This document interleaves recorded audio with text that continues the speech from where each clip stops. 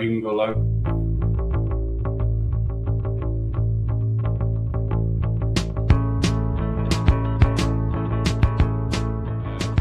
It was good to know that you wanted to come as much as we wanted you on here. So you know what I like? I like seeing you young guys like step up in the profession, and everybody starts somewhere. You guys got a nice thing going with GoCoogs and Four Quarters, so I always appreciate that. So I'm glad I could come on, man. It's really fun. For sure.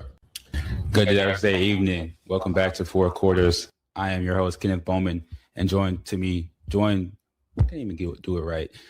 by my co-hosts, Daniel Rodriguez, Joseph Mosbey, and Cullen Avent.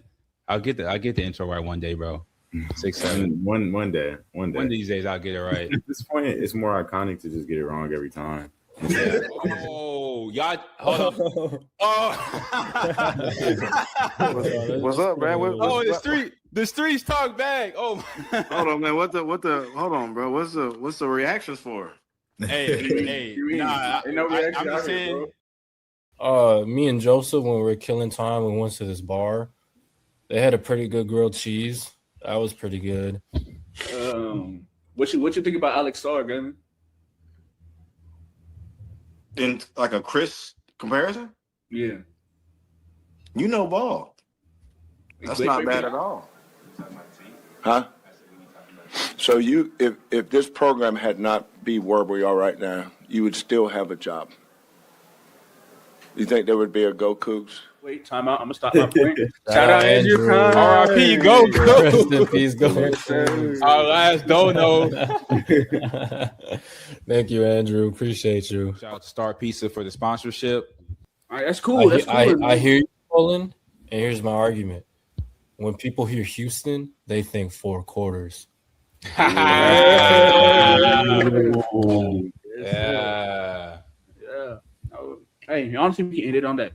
We don't need nothing else to say. Yeah, honestly, that ended it.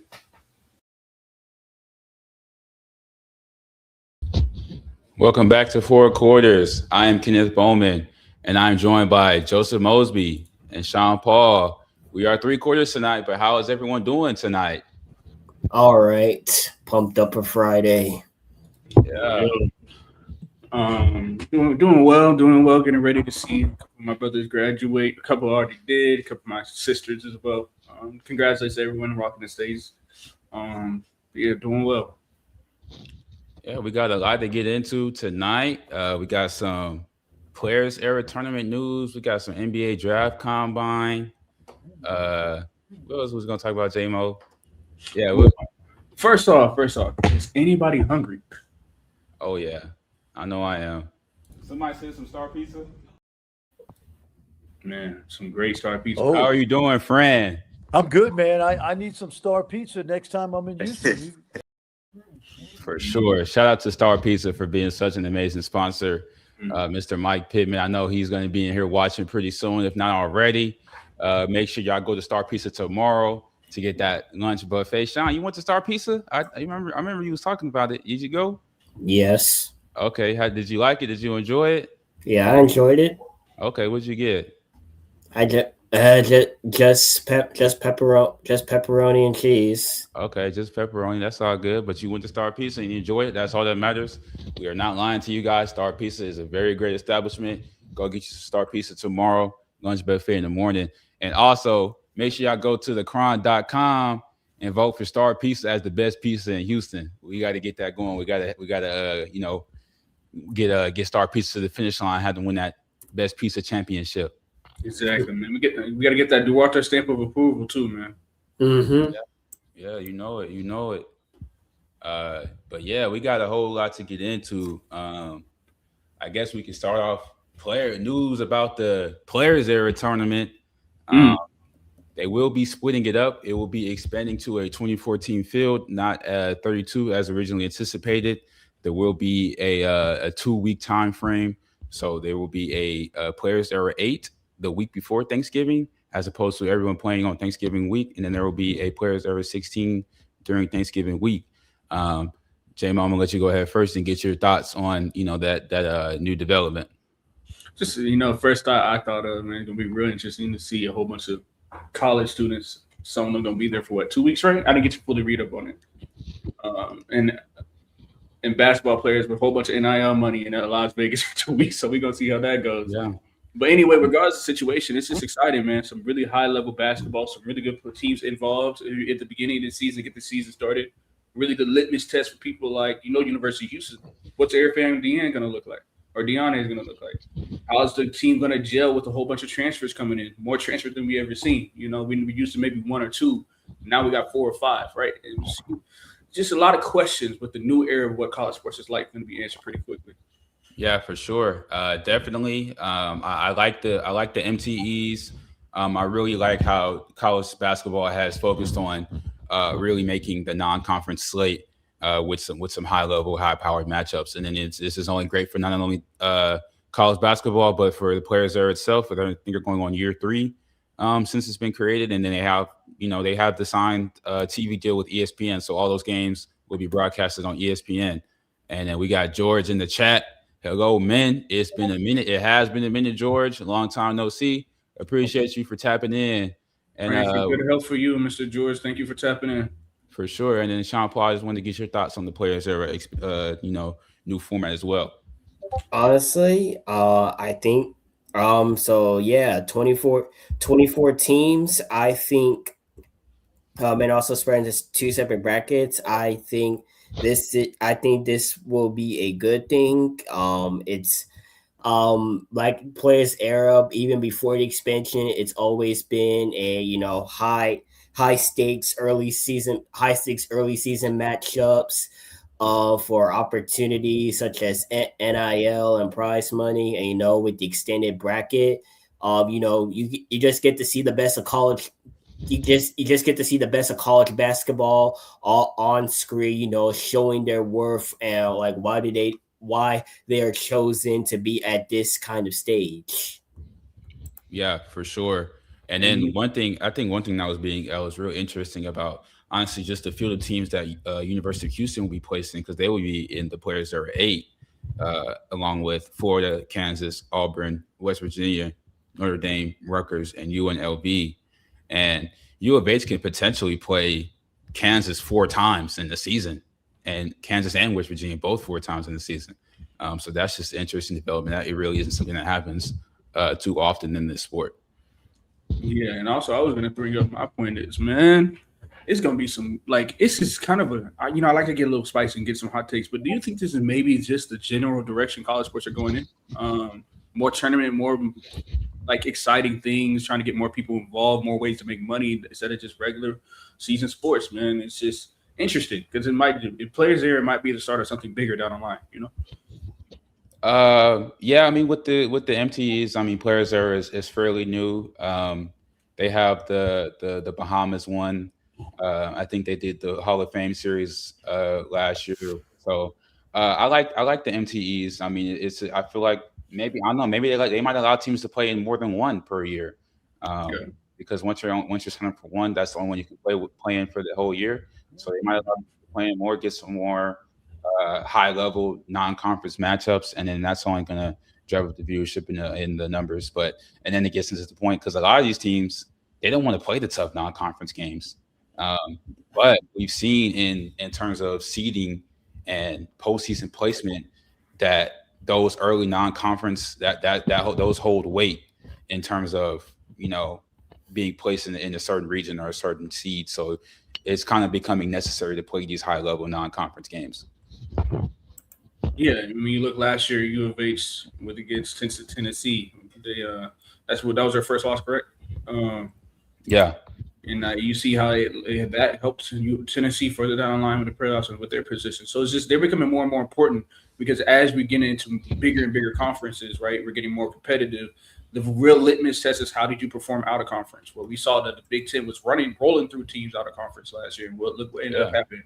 Big Ten's proved to be the best conference in basketball. So I think we're going to start seeing more like MTEs, like you said, just to get a real good gauge outside of Kim Palm, how good these teams are, so we can get it right as you're going into the tournament, which we recently have seen has gotten expanded to 76 teams. So it's even more important to get the order right, Yeah, and I'm still not a fan of that expansion. Yeah, They just could have left it how it is. And then we've also have had similar discussions in college football non-conference and scheduling good teams for your non-conference. But yeah, you go ahead, Sean Paul. I agree. I'm not a big fan of this expansion college basketball is having. Like it goes into the problems I had with the FIFA World Cup this summer, expanding to 48 teams, because that's just going to lead to a lot of inflation, because these teams, they'll they deserve to be here, but like, come on, are they on it? But like, come on, like maybe outside of outside of one or two teams, are any of these additional teams going to make like a huge impact? Because I mean, like, unless if they get lucky, but just throw luck out the window. Are any of these teams going to make some noise? So I just feel like it's a waste of time. Yeah, it's honestly, we talked about this on our previous show. It's just like a money thing. I feel like what's really, I don't know, we call it waste of resources, but because obviously the women's tool was expanded as well, and I feel like there already isn't 68 good women's programs, and then you're adding even more. And I feel like on the women's side, there's probably only like 10 to 12 maybe. And you're still getting into like the later rounds, the Sweet 16s, the Elite 8s, and teams are still losing by 50. Yeah, well, we shall see. If it isn't the right decision, we want to see them get rid of it real quickly. NCAA don't play about their money, so I just think it's very interesting. And like I was saying before, now it's not necessarily a bad thing, but it does get people excited. This is going to get rid of all Cinderella stories. Because it's just the best team's going to end up winning. That's the point, J-Mo. Like, I know, but is it not exciting seeing George Mason make it to the Final Four? Like, you know, not really. We saw. We saw the 2023 Final Four. We saw what happened, and they gave UConn a free championship because they were going against. It was Miami, FAU, and San Diego State.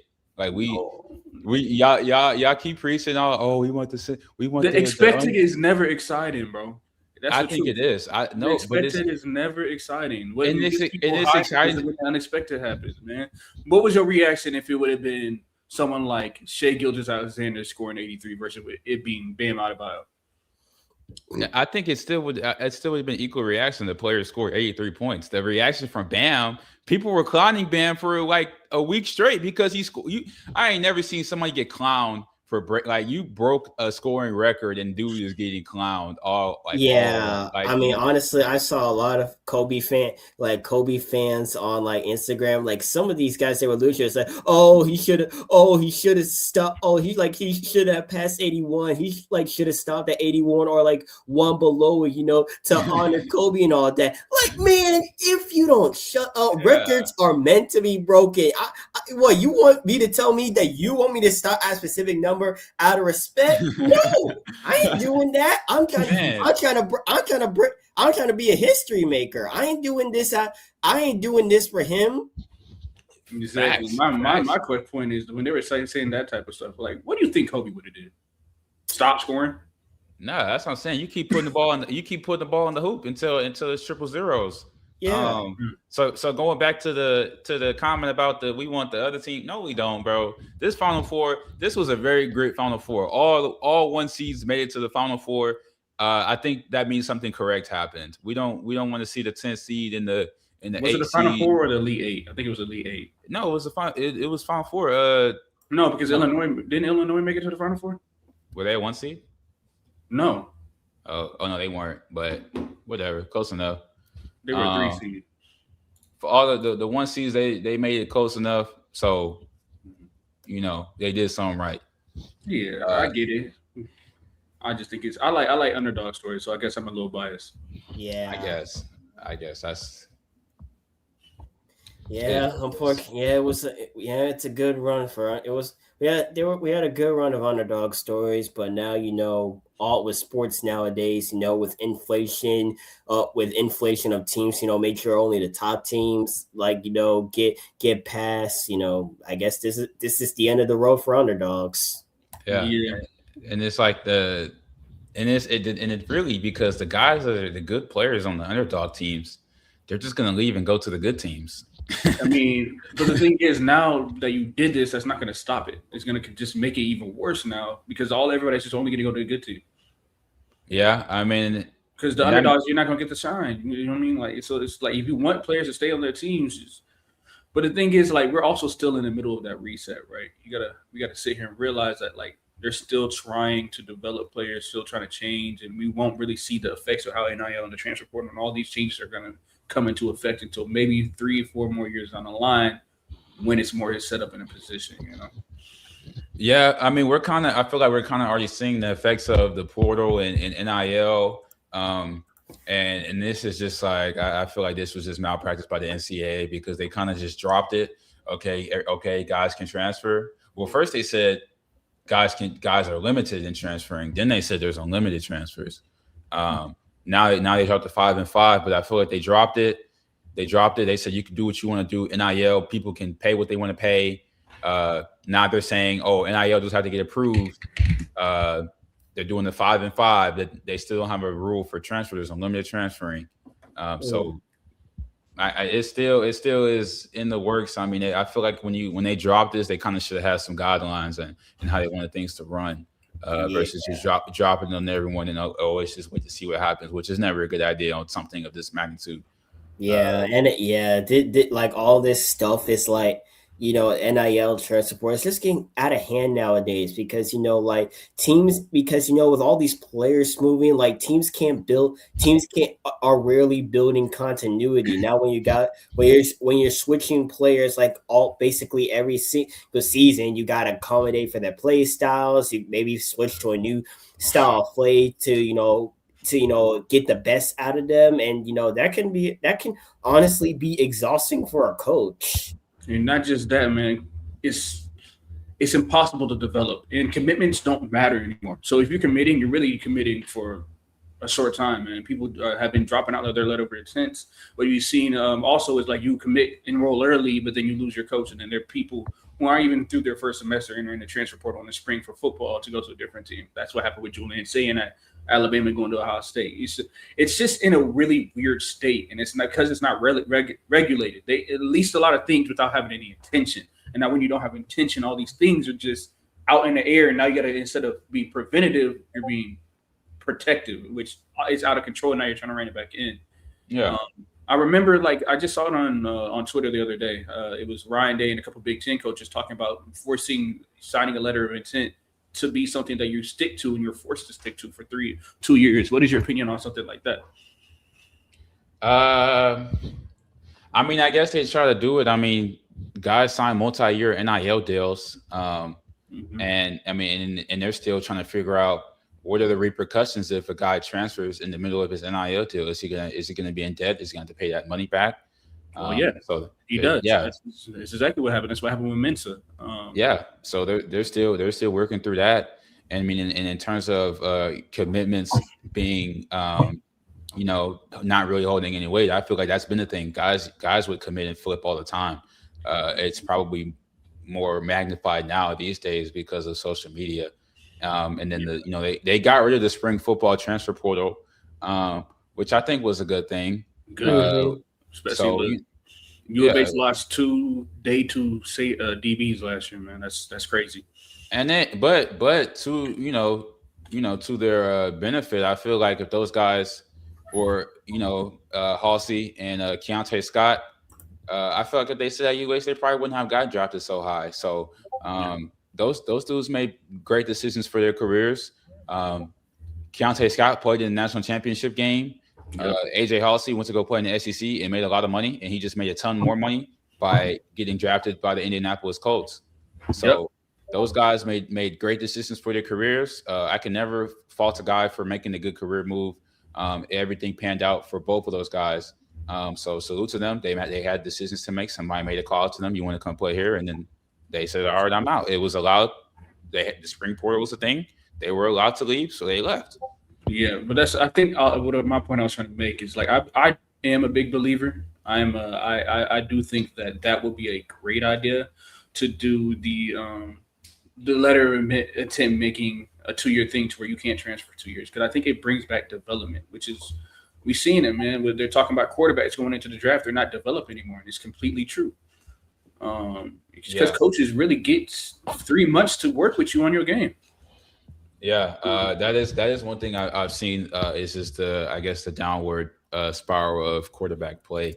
DB play too. Yeah, I would say this though. I mean, because now we have the rev share and everything like that, so they are. It is an attempt to I would say regulate it, but we do have a comment we got to get to. George, college basketball is getting more popular and TV revenue is very good. So I'm sure that's a catalyst for them to want to expand. Of course, it's about the money. It's always about the money.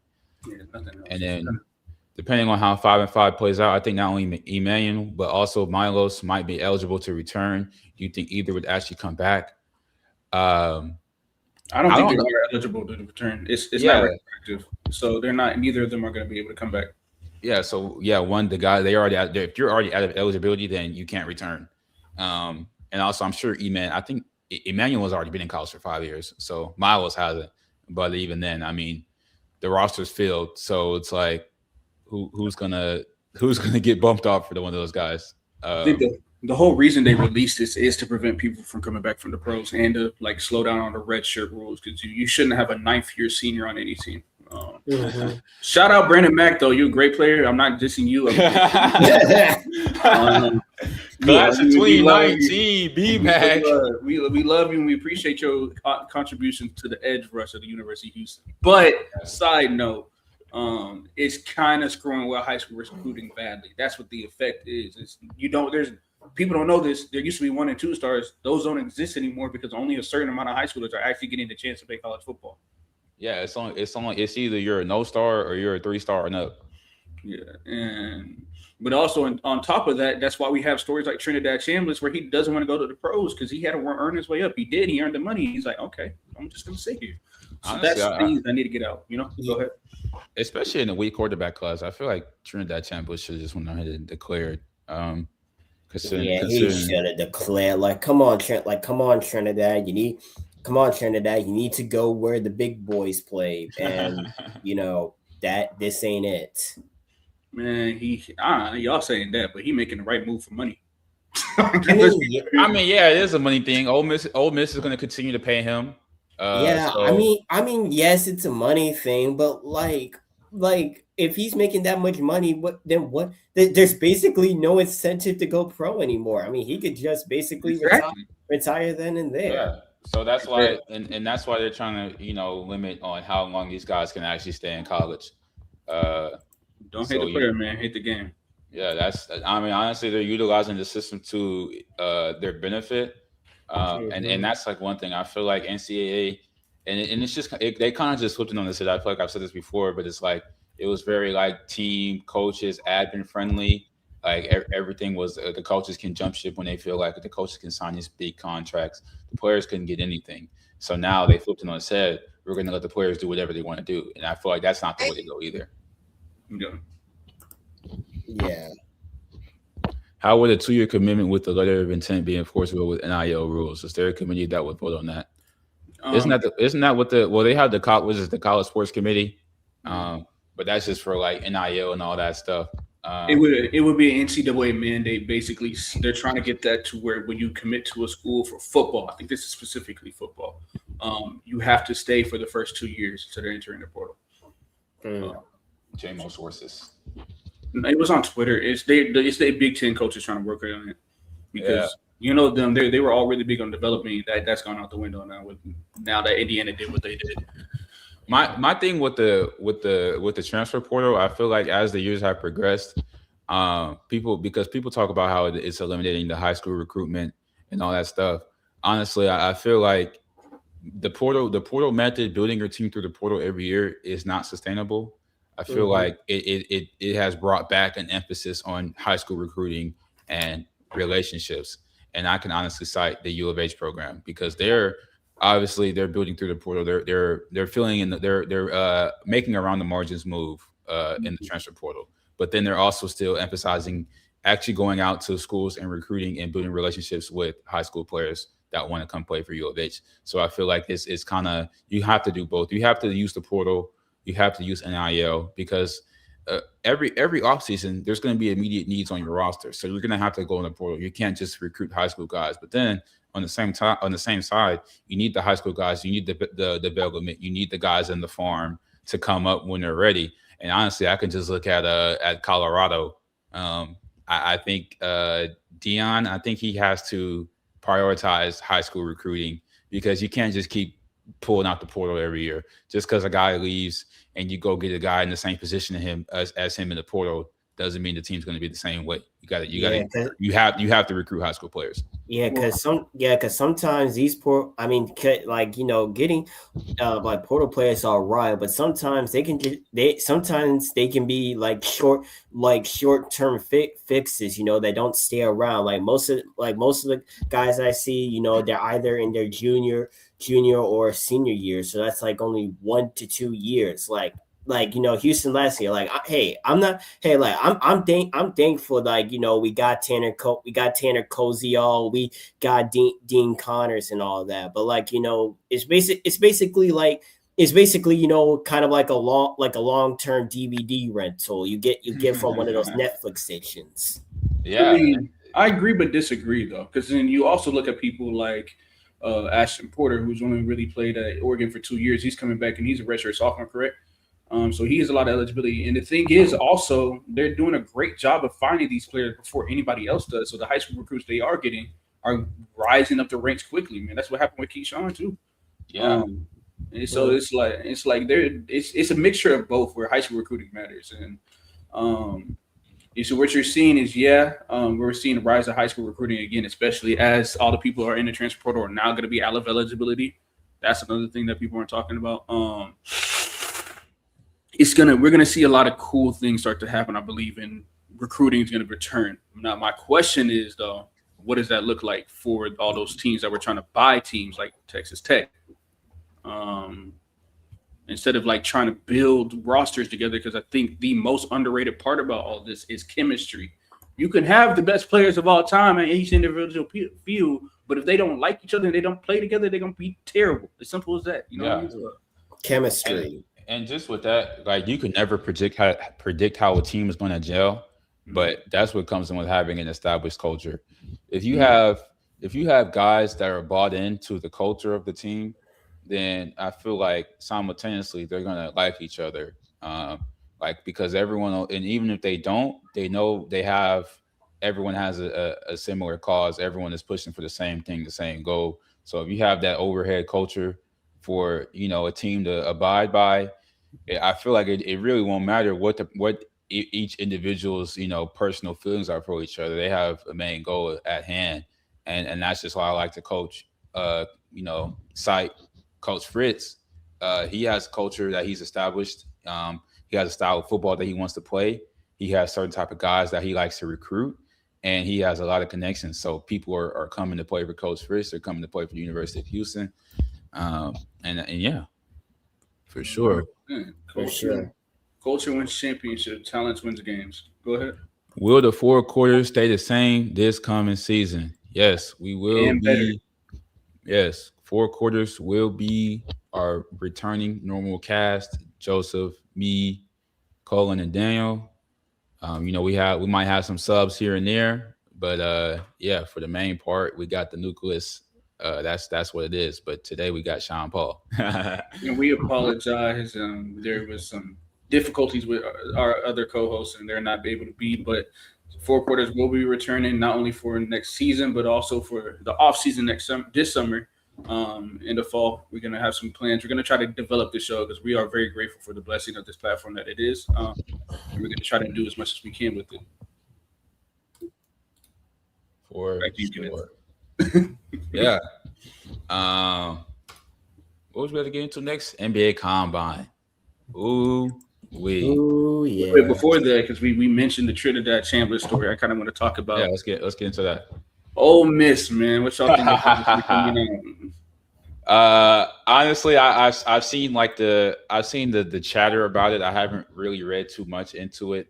With what Lane Kiffin said about his former institution, Ole Miss, saying that people who are people that he's recruited to Ole Miss, obviously black players, saying that they don't want, or their families saying that they don't want them to go to Oxford, Mississippi because of the history and segregation and all that stuff, and how hasn't seen that at LSU, saying it's very diverse and all that stuff. And honestly, I feel like there might be some truth to what he was saying. I feel like you actually have to read into the context of which he was saying it. It was like a whole interview that he did, and that was just one snippet that people saw and ran with. But like I said, there might be some truth to what he's saying about Ole Miss, to what players have told him about potentially signing with Ole Miss and not signing to Ole Miss, whatever. Now that he's at LSU, he's just sharing his mind. But it's Lane Kiffin at the end of the day. He says a lot of things. He's been in a lot of drama. He's been in a lot of controversy. I think he is an elite head coach. He's a very great football coach. And I think LSU's going to have a good year this year. They have a nice roster. I like Lane Kiffin. I like what he's done throughout his career. But it is what it is. If you want to say which school is more racist than the other, I mean, it kind of about the same if we want to get into that. But that's for a different show. The SEC has taken a bit. The SEC has taken a bit of a hammering these days. They do the things like we will not talk about on this show because we don't keep it sports. This is just not the place or the time to do it. But SEC is taking a hammering. If y'all want to do your research on both institutions, on many institutions in the South, people watching it can do their due diligence. Yeah. I'm not going to say much more about it, but other than just look, I know it was years ago, but your past does come to haunt you. You know what I mean? Yeah. And we have the internet for a reason, folks. Yeah, everything. It's all in the record books. But yeah, go ahead, J-Mo. That's it. That's all I'm saying. Like, as much as you want to try to run from it, you will have to answer to your actions at one day. So, but like they said, Lane Kiffin is a chameleon, and I mean he's gonna alter his whatever he says. He's gonna alter his mind. He's gonna alter his personality to his environment. So Lane Kiffin is LSU now, and also he's trying to get guys that are, if they're considering Ole Miss, and if they're also considering LSU, Lane Kiffin is going to try to get those guys to come to LSU. That's just the name of the game. So, I mean, these coaches have, no bounds to how far they will go to secure talent to their roster. I'm surprised he didn't take his quarterback with him, actually. Maybe he didn't want to go. Probably exactly. Sam Levitt, I think Sam Levitt's nice. I think LSU is going to be a good situation for him too. Especially got Jordan Seaton up front protecting him. So maybe we can do this. Tell Cullen and Daniel to get AAA. If those dudes don't change their own tire and get to the show on time. If it's on the internet, then it must be true.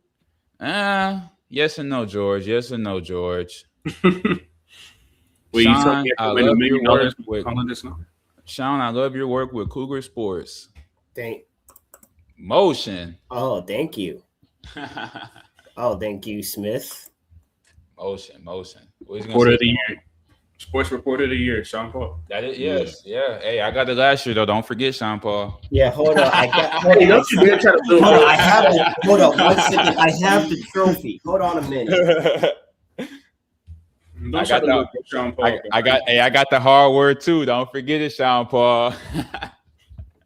Sean Paul, we love you more. It's a lie. Stop. We love you. Yeah. Right here. Boom. Yeah, right. Put it up. Hold on. Put it up in the camera. Right here, folks. Yep. Oh, hold on. Okay. It's too shiny. It's too bright. We can't even see that thing. Before Sean Paul, I got you to bring it tomorrow, man. What you think? It's that thing's so shiny we can't even see it in the camera. It's too blind. Shout out Mike. Shout out Hoop and Holler. Oh yeah, hold on. Yeah. Let's get to Mike real quick. Boom, 1999 Bones. All right. We're glad y'all are sticking around. Here's a little more to help with Mr. Cullen's new laptop fun. Go cool. Let's go, Mike. Appreciate that. Thank you, man. Sean Paul, bring that to the buffet tomorrow and show it off, bro. Isaac. Okay. Oh yeah, what's up? What's the word, Isaac? Yes, sir. Okay. Hey, Chad's jumping tonight. Chad is jumping. Okay. Tomorrow, But, 11:30, buffet, Star Pizza. Don't miss it. Sean, I need you. You graduate at 9 a.m., right? Yes. Graduation, and then I need you to go hit up Star Pizza after the graduation. Okay. I think the buffet will still be open, so that's what you need to do tomorrow. All right. Yep. Little graduation dinner. Take you and the fam. Tell your dad, tell your mom. Let's go to Star Pizza after graduation. Yeah. And also, we have another one of our co-hosts. He couldn't be here. A little bit of last minute of a thing, but Daniel Rodriguez, you are graduating tomorrow. Congratulations to you, Daniel. But before that, he completed his magnum opus of being the producer of sports at Coog TV, the football documentary. We got a little preview for you right now. Yes. And if you guys don't know, me and Daniel were the Coog TV account holders. We are moving on from Coog TV. We will still be here on GoCoogs, but that is that.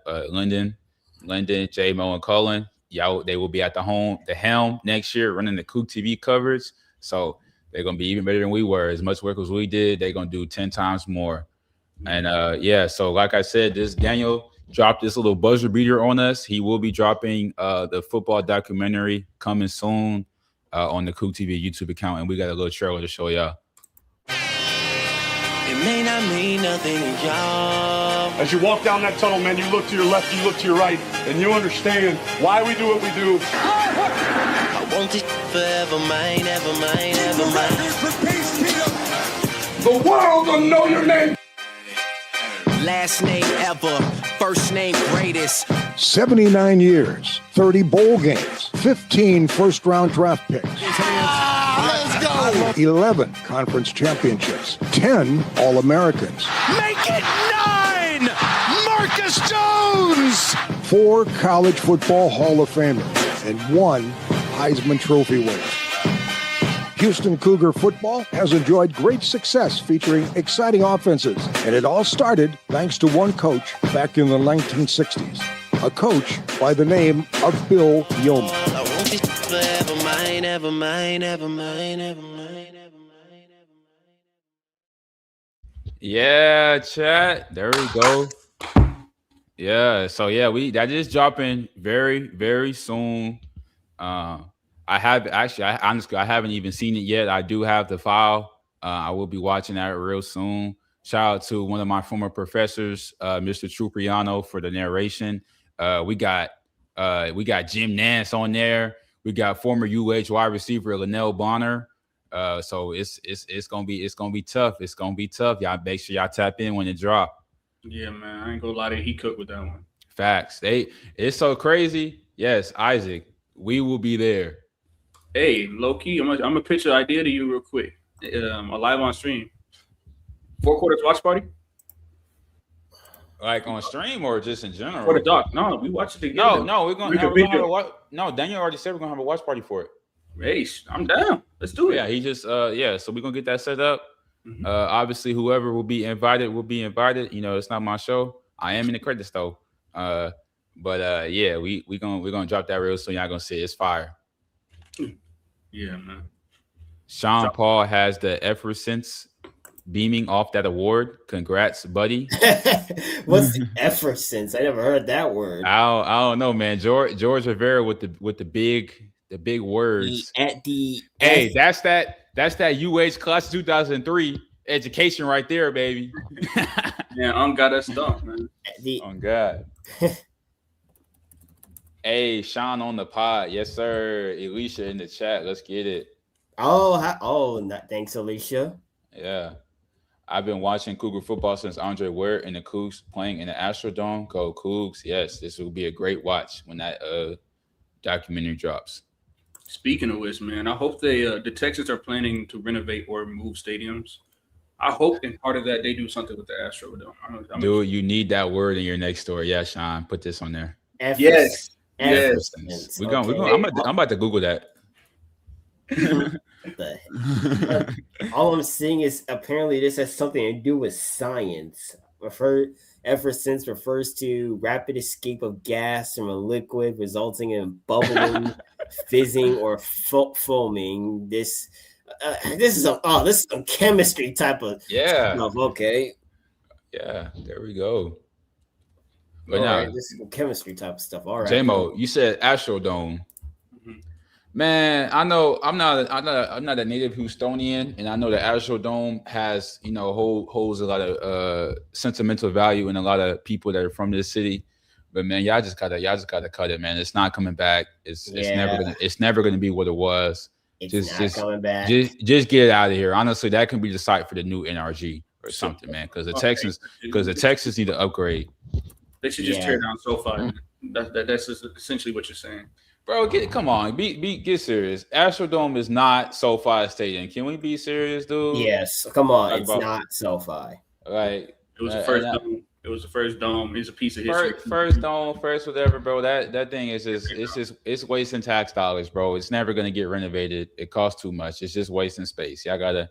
Come on now. I ain't giving I'm already. Yeah, come on. Think about the people. I'm J-Mo. I speak for the Houstonians. We not cutting down that. We not tearing it down. We ain't doing nothing. That's what I'm saying, bro. Y'all too reluctant to let go. Sometimes you just need to let go and move on. It's the Big 26.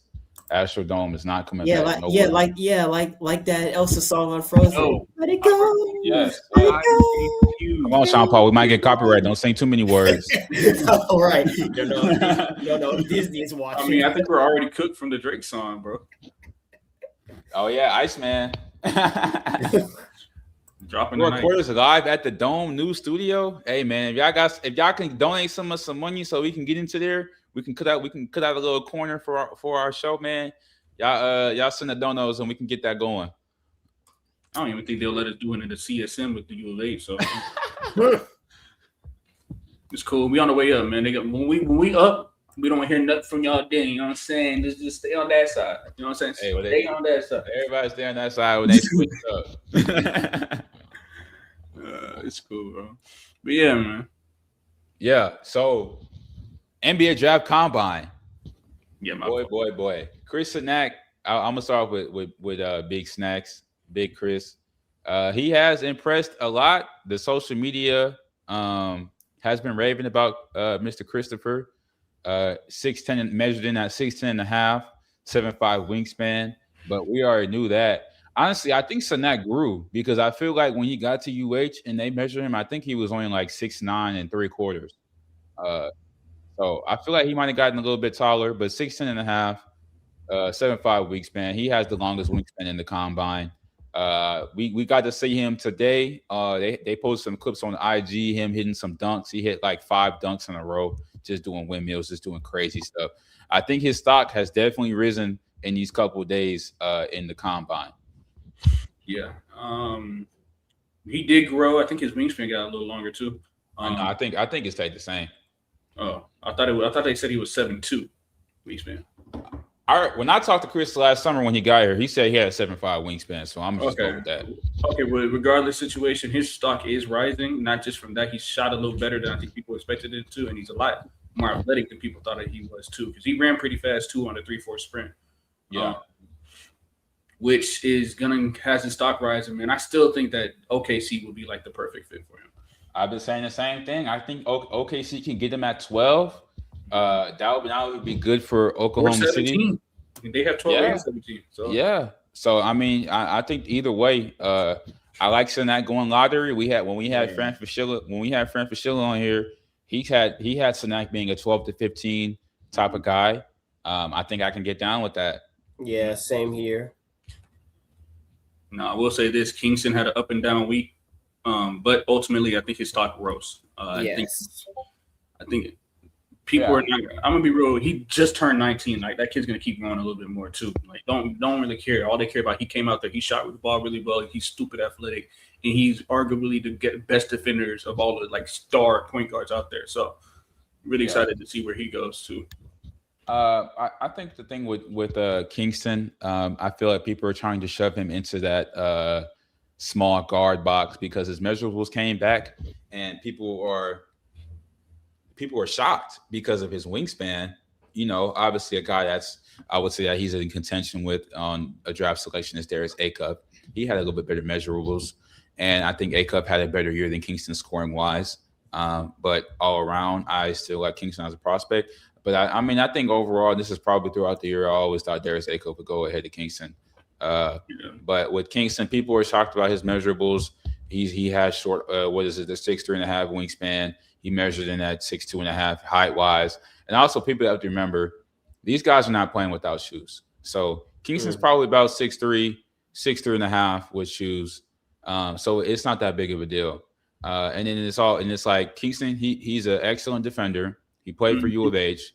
He could shoot the ball very well, as we saw in his combine drills. We saw him shoot the ball 39% from the floor last year. It wasn't on that high of a volume, but he still was efficient in shooting the ball. I think the only biggest concern about Kingston that I had personally was, one is that he shot a low volume of threes and just his release in his form, which is what people are starting to take notice of now. But I mean, sometimes if some people have unconventional forms, but they're still able to get the job done, and I feel like there's not really that big of a deal. Yeah. And also, I mean, we could talk about this all day long, but just watching that, I don't know about y'all, this was one of my reactions. Like, dang, I was so hurt, because it makes me realize that the players that we had were a little bit better than we thought when it comes to like their pure skill set. It's just, I believe with the way the roster was constructed, that they weren't able to fully utilize it. Chris and Knack being a little more athletic than we thought, and being able to shoot the ball a little better than we thought. Now, it's a little different shooting at a combine than at a game. But even Emmanuel, you know what I'm saying, he's getting a lot of draft hype. We might see him going to late first, early second, mid-second range. Yeah. So it just makes me, think back to the season. Cry a little tear real quick. But. Yeah, man, I'm getting sad now. I'm getting sad. But this is good. And honestly, this could be one of the most talented draft pools we've had in like years. But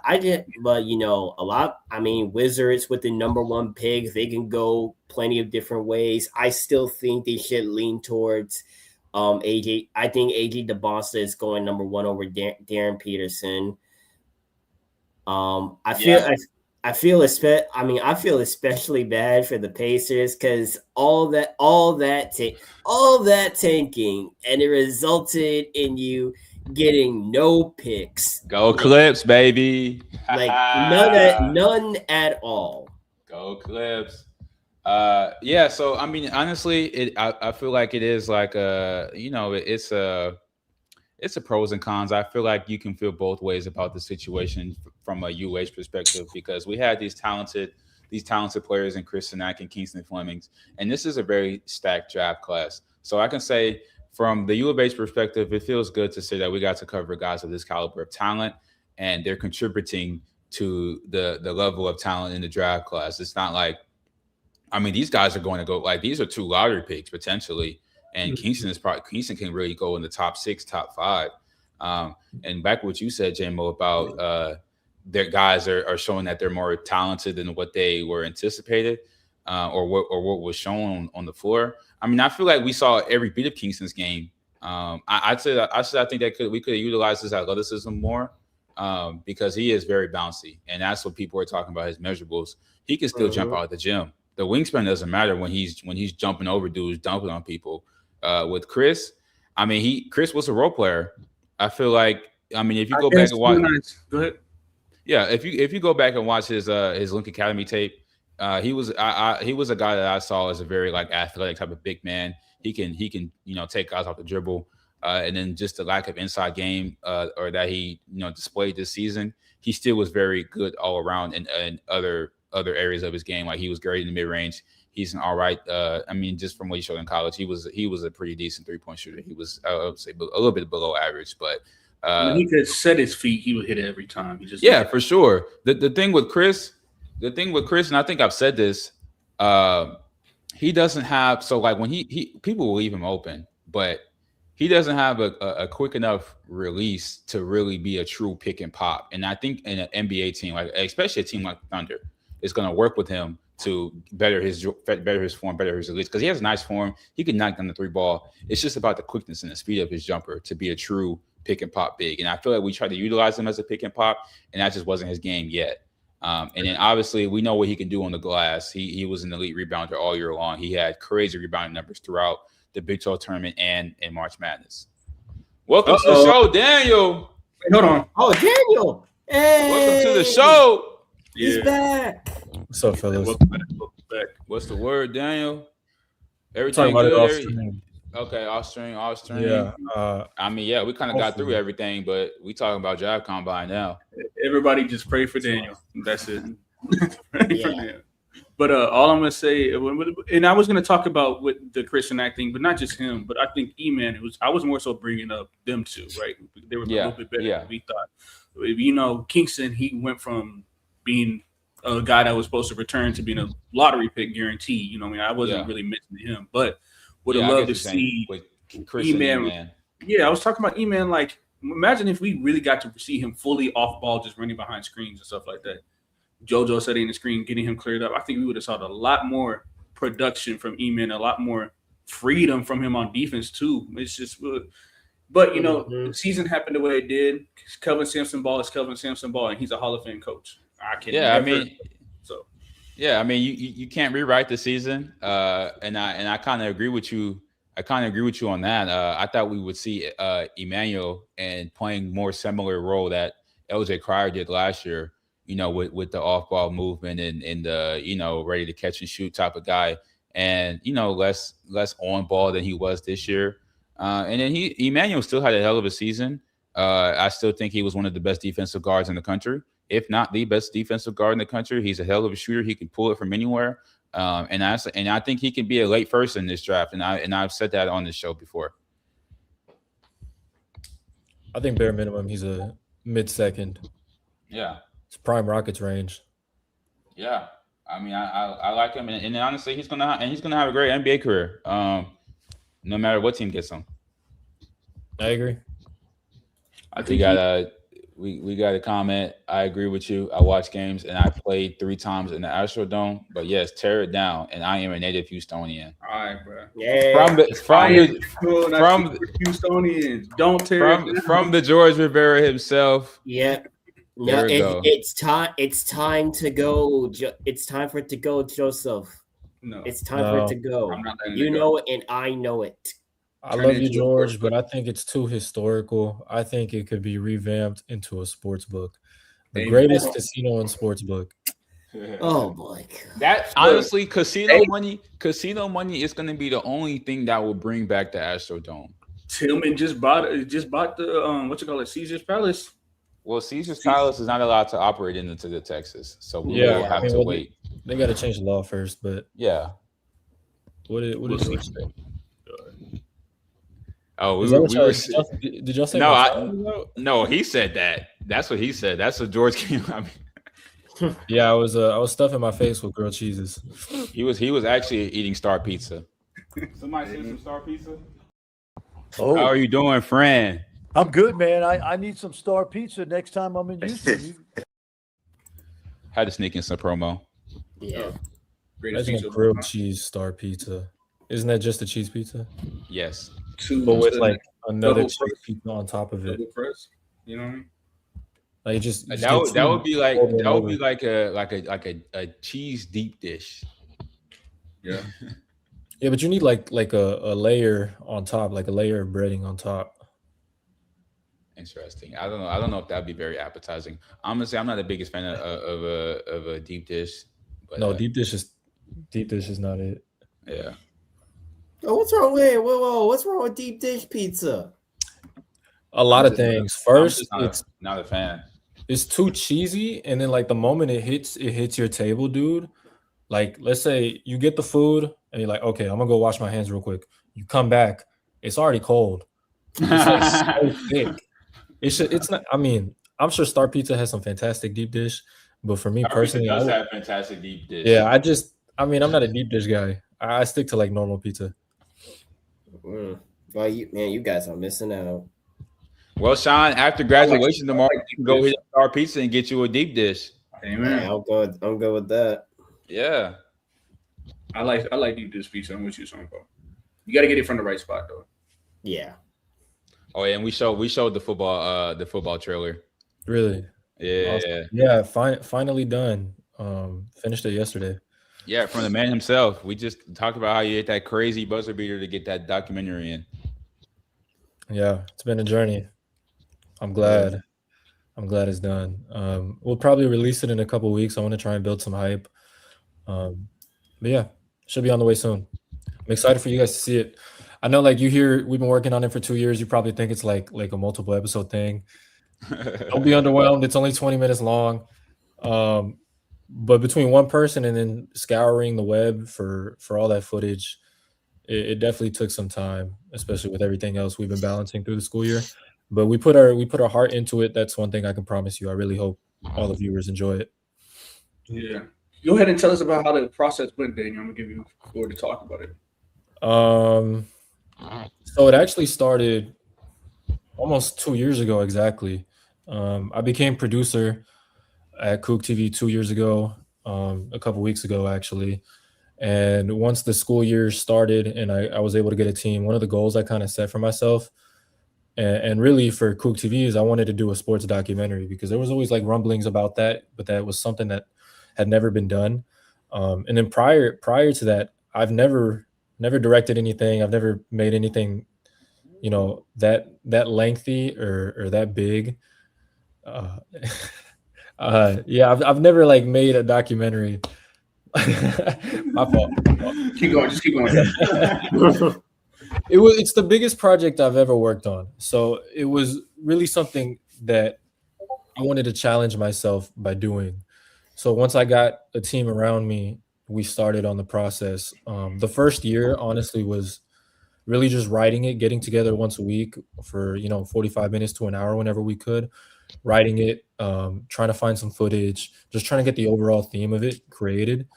And it really wasn't until the summer of this year that we started editing it.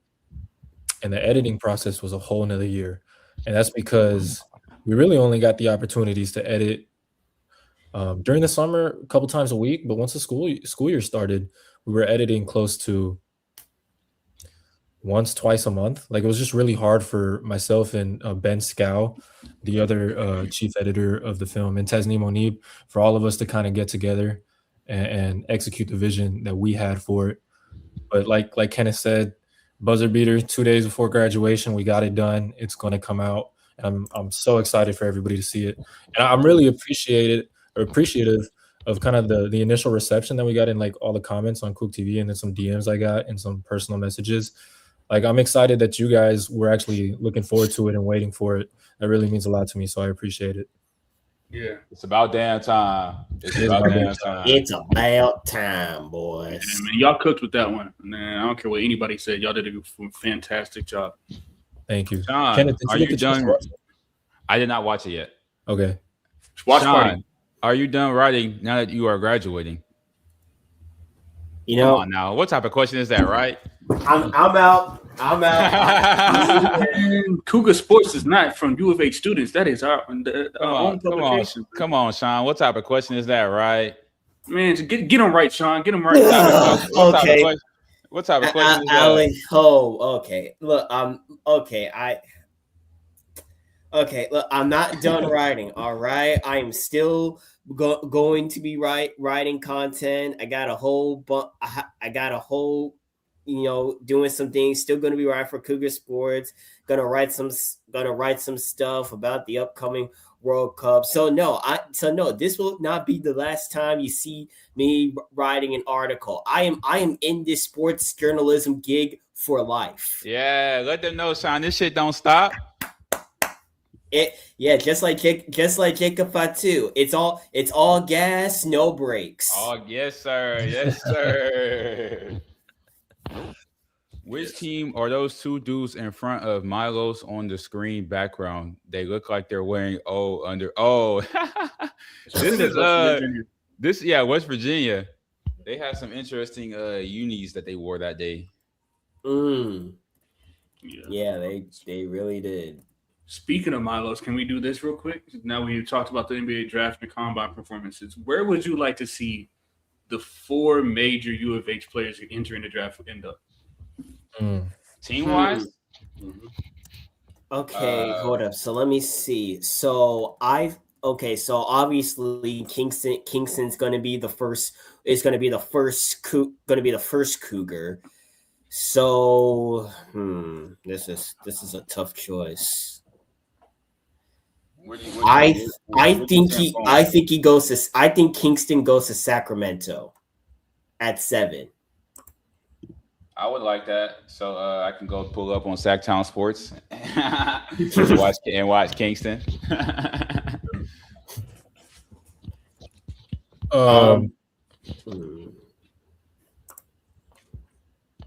Okay, I'm gonna go next then. Since I'm talking, I've been saying it the entire year. I'm gonna say it again. Kingston Flemings to the Atlanta Hawks. I think he would be the perfect complement to Jalen Johnson and can take over and they can start a good little team there. I like that too. I can see it happening. As long as he don't go to the Nets. I was actually about to say I think the Nets might be the ideal situation for him.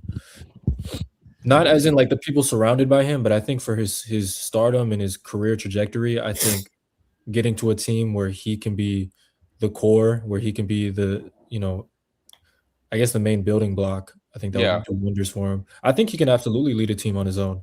And I think between that 5 to like 8 range, the Nets might be the freest roster for him. I disagree because, man, I don't think the Nets know how to manage anything. Yeah, he could be the star there, but I don't want to see him go down to Darren Williams, Damian Lillard route, where he'd be a great player for so long for a terrible team that doesn't know how to take care of him. You go to the Hawks, right? You already got a really good team. They made the play-in. They made the playoffs, too. All they needed was an actual point guard. They got Dyson Daniels running point guard. Bro. Well, the reason Damian Lillard was on Portland was so long was his own decision. So gotta stick by that sticking by that loyalty crap. Yeah, and then it's just like, my biggest gripe with Dame Lillard was, I mean, he's a hell of a basketball player, but you did all that. Oh, I'm not gonna run from the grind. And then years of saying you're not gonna run from the grind, and Portland isn't doing anything to actually put the team in playoff contention, and you're still saying that. And then one day he's saying, "Oh yeah, I'm trying to leave Portland. I'm trying to go to Miami. They're not putting the pieces around me to win. They were never putting pieces around you to win. Now all of a sudden you're like, oh, you want to leave, and then he goes to Milwaukee. He never bought him in Milwaukee. Tears his Achilles. They cut him, and he goes back to Portland. That example right there is why loyalty is the most overrated concept in basically all the sports, because it's this right here. I hate it. I said the same thing. I said this on Sacktown Sports. Kingston to the Kings. That's great marketing. All hail the king. Shout out Locked On Coogs in the chat. Only good thing about him heading to Sacramento would be if he later got traded away from Sacramento, because nothing good happens in Sacramento. I can agree with that. I can agree with that. Oh, yeah, that's a rock reference. Imagine him in San Antonio though. I know they have so many guards, but imagine a homecoming. I mean, he'd but be like,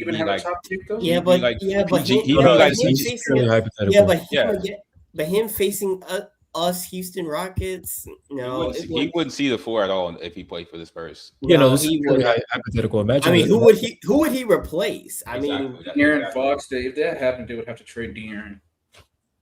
And I think that's coming eventually.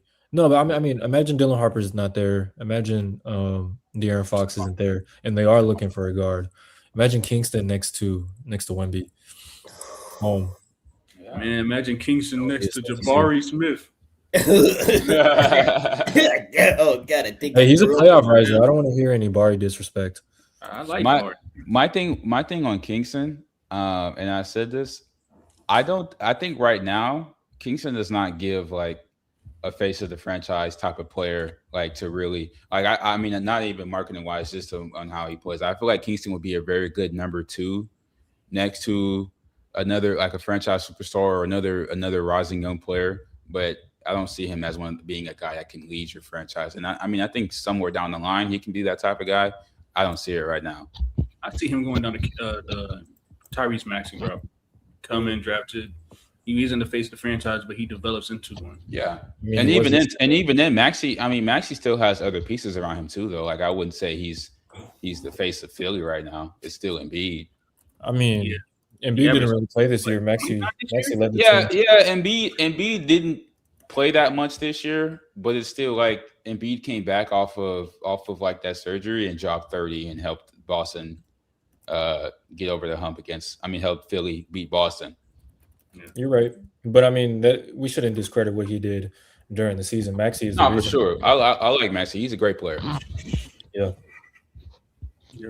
I like that team. I mean, I like Edgecombe a lot. I think they're going to be Hey man, dude, it's so crazy looking at guys go in the league and put up crazy numbers, put up crazy performances that you saw right here at Fertitta Center. Speaking of like Baylor guards, Cameron Carr had a great combine. Yeah, he's nice. I was gonna also say, moving on next, just continue the conversation. What do y'all think about Christian Knack projected to go next? I like him to OKC. I don't really know what the teams look like in that like 15 range, but I think his stock rose after the combine. I could definitely see him going around 14, 15, 16, depending on the fit, what those teams need. I'd have to honestly look at the draft board, but I could see him falling low like that.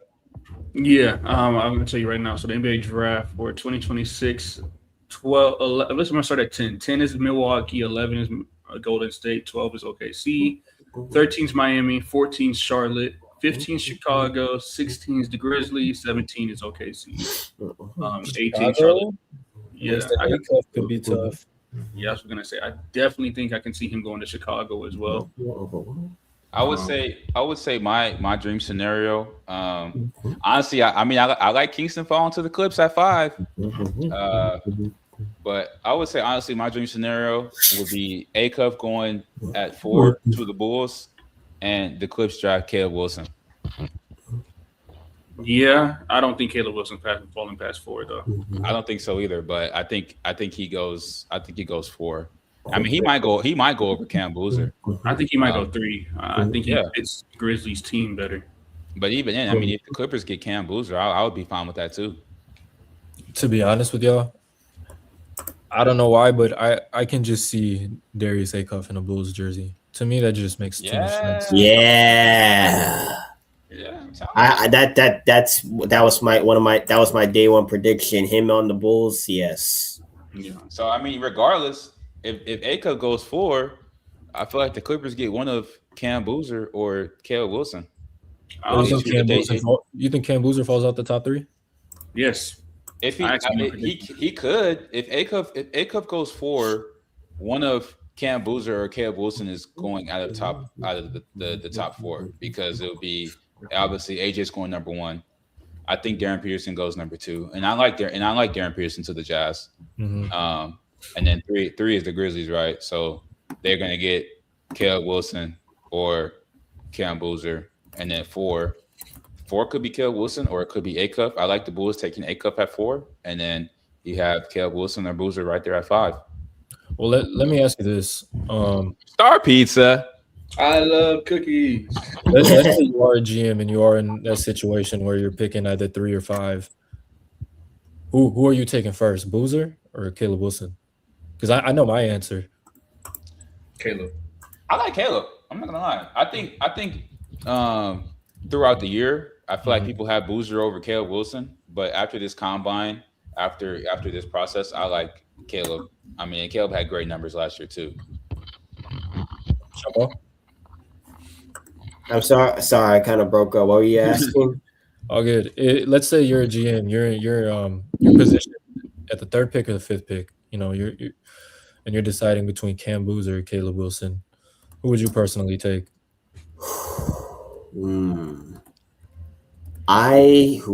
That's good. I am going to lead towards Cam Boozer on this one. Oh, I'm in the same boat as the two of y'all. I personally think Caleb Wilson's a better player. Cam Boozer doesn't pass the aura test. I'm going Caleb Wilson. It's gotta be, bro. You gotta have that face of the franchise. You're gonna get a good player regardless. Go Caleb Wilson. Brings that edge, bro. I was honestly, I was watching like I think it was like the day 1 or day 2 combine, and I was just listening to Caleb Wilson's interview. Just that honestly, that's really what impressed me. I didn't really watch too much of the other guys, but from what I've seen at Caleb Wilson and just obviously his play as well, that's what I want on my basketball team. I see. If I'm going 3 or 5, you know who I'm choosing? Kingston Flemings. Okay. Thanks. We're going Kingston Flemings. Kenneth, you said that it reminded me. Shoot, I forgot what draft this was, but I said the same thing about Josh Rosen. Crazy during the draft. I'm like, yeah, this is the kind of mentality I want from my franchise quarterback. I don't know if you should let that. Turns out he was like the only miss of that first round. Yeah, that's tough. So I mean, we could be wrong. You never know. Cam Boozer could be a making, or at the very least, be an integral part of a finals winning team. But I think both players are good, though. I think that's the difference. I mean, well, Rosen went top 10, right? Yeah, he did, and he fell off. I gotta look it up. Pretty sure he got drafted before. And where did Rosen play for, though? Who did he play for? Arizona. He got drafted in the next year. Oh, UCLA. Yeah, that's why he wasn't good. Played for UCLA. That was back when UCLA was nice, though. Yeah, so he went 10th. They were still in Pac-12, bro. I mean, I'm not taking no Pac-12 team. Yeah, Pac-12 is dead, man. That was the De'Aaron Thomas Oregon days, bro. Yep. I said D'Anthony. De'Aaron Fox. Hey, speaking of football, I mean, if I may, I want to pivot because the NFL schedules got released today. Yeah, we did talk about this pre-show. That is something that we wanted to get into as well. Go ahead. And go Sean Paul. Yeah, you got the Sean Paul. Let's talk about it. Yeah. So first off, me being a Saints fan, I feel like this is a very manageable schedule we have. We have no like major games we got to travel all the way across the world to outside of that Paris game. The NFC it seems incredibly wide open. That's what I like. Sound like NFC is gonna be Seattle gonna run the table again. No, I'm sorry, not the conference. The NFC. I meant the NFC South. NFC South. We already talking about this, Sean Paul. Y'all last place. Oh, come on, man. I'll be real for you, Sean Paul. Y'all let the Buccaneers get Ruben Bain because y'all wanted to draft another receiver. It's cooked for y'all. Get ready. So you blame us for not getting what we needed? Some extra receiver support because it's Chris Olave and just some dudes. You know what else you need? You know what else you needed? Everything else. You had an all-pro level receiver last year. Why would you draft another one? Well, what happens if they got? Well, what happens if they're going to triple cover Cam? We got no other options who can be game changers. Like you don't got to worry about it because your quarterback's going to be in the ground before you. Y'all don't even have a quarterback. We have Tyler Show. Like I said, sure, he's a work in progress, but he's getting there. Bro, Tyler Show was already like 29 in his second year. Oh boy, here we go with this ageness again. Okay, is he actually? He's 27. Yeah, that's still kind of crazy. He got drafted. I think he played like 6 years of college football, and so he got drafted at like 25, 26. He played longer than 6 years. I think he played 7. I think he was in the same recruiting class as Justin Herbert or something like that. Wow. Yeah, not good. Y'all got to move on. It's Rattler, and Show. Hey, but don't get it twisted, man. When your quarterback has 2 seconds to throw, he's gonna get the ball to Chris Olave and Jordan Tyson wide open. Yeah. I mean, that's a tough pairing, though. Quick. Hey, I mean, I like that. I like that receiver core. Quick slants all day. Yeah. Now, Ain't nobody gonna if only we had prime Michael Thomas on that team. Y'all ran him into the dirt. That's your own fault. We Emily, that's our own fault. Yeah. It's so crazy. The Saints had like so many like decent rosters, like late 2010s. And it's just our defenses that was such trash, man. I can remember all the times on my finger like Drew Brees will lead us to like an important crucial score in like the fourth quarter time, only for our defense to immediately give up a game-winning one. It was just and the Rams missed PI for the Super Bowl. Don't remember. PTSD, no. All right, but at the same time, that game did go into overtime, and you had a chance to win. And what did you do? Throw a meatball sub. So true. But yeah, enough about the Saints. Texans. Daniel, Joseph, what do you think about the Texans schedule? I'm gonna be completely honest. I have to pull up the schedule, so bear with me. Hey, all I'm saying is Seahawks are coming off a Super Bowl and don't have a first place schedule, so they might just drop everybody off again. Yeah, if I'm not mistaken, Texans' first game of the season is against the Bills at home. I mean, they have the Bills numbers, so I think the team got better this year. So I think Texans have a top 10 strength of schedule this year at number 7. Via ESPN. Yeah, I mean, how did that happen? Wait, how did the first place team in that division get a easier schedule than the second place team? The Colts are they weren't first place, but the Colts are. I mean, they were at first place, but then it's because the Jags. Yeah, the schedule makers have a brain. They know who the real better team in the AFC South is. Well, also because the opponents are determined before they actually make the schedule too. So. No, but I mean, still first place teams are supposed to play other first place teams. Like, I understand that you're going to play one AFC conference and one NFC conference outside of yours, right? But the 3 extra games are supposed to be more competitive. And you got the Texans playing the Bills. And who are the Jags playing?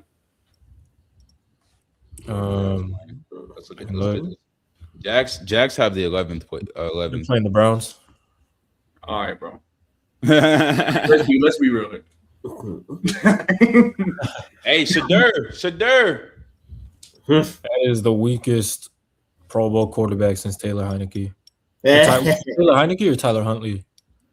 Tyler Huntley. Hey, respect Pro Bowl quarterback Tyler Huntley. Low-key more deserving than Shador. I'm not gonna lie. That was just like I like Shadur, but they definitely just threw him in there like because nobody else was able to go. So I was like, well, let's just put Shadur in it because CJ Stroud denied it, bro. Yeah, that's the only reason that happened. But also like no one really cares about the Pro Bowl anymore. They just put Shadur in it because like they needed a face and a name.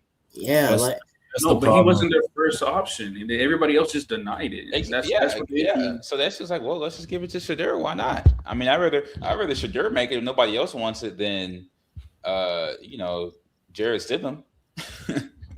Yeah, what happened to All-Star games, man? Like they've just hit a cliff, man.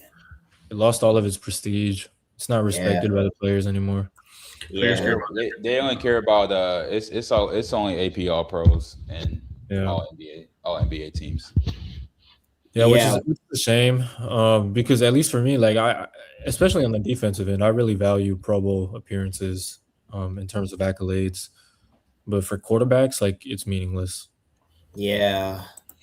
Honestly. But anyways, going back to the schedules, I actually have both winners and losers. Y'all ready to hear it? The schedule release? Yeah, about schedule release. So my first winner, I'm gonna give it to the Kansas City Chiefs. So I think this one's all about timing. So their first game is their Monday Night Football is their Monday Night Football game, which will give Mahomes like every possible minute to come back from his torn ACL. Facts. And also they have road games against Miami and Las Vegas, and they have a Week 5 bye. And this is basically a good template to get Mahomes back to full health, basically with the early season schedule. That's the NFL did them a favor, man. Yeah, I think, and honestly, they switched it because originally they were talking about Seahawks Chiefs being the opener. Now I think Seahawks Chiefs is like their 6th game.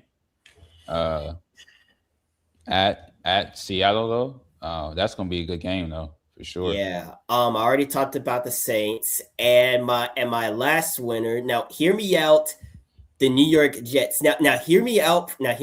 Because yes, we all know they're in the gutter and they desperately need some momentum. But hear me out. 4 of their first 8 games are against the Titans, Browns, Dolphins, and the Raiders. If they can win, if they can win all 4, then they could be 500 or better at the midway point of season, having already matched last year's total. Now, I'm not saying they're going to go on a run. I'm not saying it's a cupcake schedule, but it could give them somewhat of a fighting chance. You know what? The Jets actually had a really good draft. Yeah, but the Jets, I think they start off 0-4. And the Jets have one of the easier schedules too. I mean, like I said, they had a good draft. They got Geno Smith back. They're gonna be tanking, man. They have 3 first rounders next year, and they're tanking. They still got Garrett Wilson. They re-signed Breece Hall. Yeah. Yeah. So now for my 3 losers. Loser number 1, the Miami Dolphins. Like everyone is leaving. No 2. Like you're basically in rebuild mode. You got a new QB, Malik Willis. Jeff Hadley's your new head coach, new GM. You've moved on from Tua, Tyreek, Waddle, Chubb, Fitzpatrick, and yet for some reason they have the 2nd toughest strength of schedule in the NFL. And their final 6 games are all against teams that made last season's playoffs, and they gotta have road trips against Buffalo, Denver, and Green Bay at the end stretch of the season. So, from the looks of this, they're might as well playing for a top pick in next year's draft. Man, they already So actually, I do have the list is upside down. So the Texans actually do have an easier schedule than the Jaguars. Okay. W. Yeah. Well, that's good. I would actually like to go through the Texans schedule like one game at a time. I think that would be pretty fun. Yeah, but, I mean, if you want to pull it up, go to the Wait. Let's Sean Paul get to his last couple losers first, though. Okay, yeah, so my second loser is the 49ers, because apparently Kyle Shanahan was not happy about having to play 2 international games this season. First one in week 1 in Australia against the Rams, and then week 11 against the Vikings in Mexico City. Then after the Mexico City game, they got to go against the Seahawks, Giants, host the Rams, and travel to the Chargers on a short Thursday turnaround, visit the Chiefs, and then host the Eagles before a finale at Arizona. That is torture right there, in my opinion. Yeah, that's a gauntlet. But the 49ers deserve every inconvenience that they're placed with. So what's your beef with the Niners? Yeah. I don't really have beef with the Niners because I mean, as long as I watch football, Seattle has relatively owned San Francisco throughout my time of my time of the fandom. Like the 49ers are just like the West Coast Cowboys. Like they had their success in the 90s, but we done with the 90s. You guys had they had a lot of greats come through that team. Yeah. And shout out to Chiefs for preventing a Super Bowl championship twice in my division. So I will never have any. I will never have any harboring or ill will towards Mahomes and the Kansas City Chiefs. Kenneth Walker went over there. Shout out to him.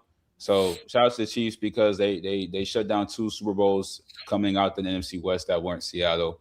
But we kind of I knew those like, and it's just like every year when the Niners had some sort of success, like when they had Jimmy Garoppolo, like they gassed him up so much as soon as he touched down in San Francisco, and that Colin, guy was Colin Kaepernick. Yeah, that guy wasn't good. Colin Kaepernick, he wasn't good. Yeah, once he got found out, he was basically done out. He was just out of the league. Colin Kaepernick had that one good season when they went to the NFC Championship, lost to Seattle, of course.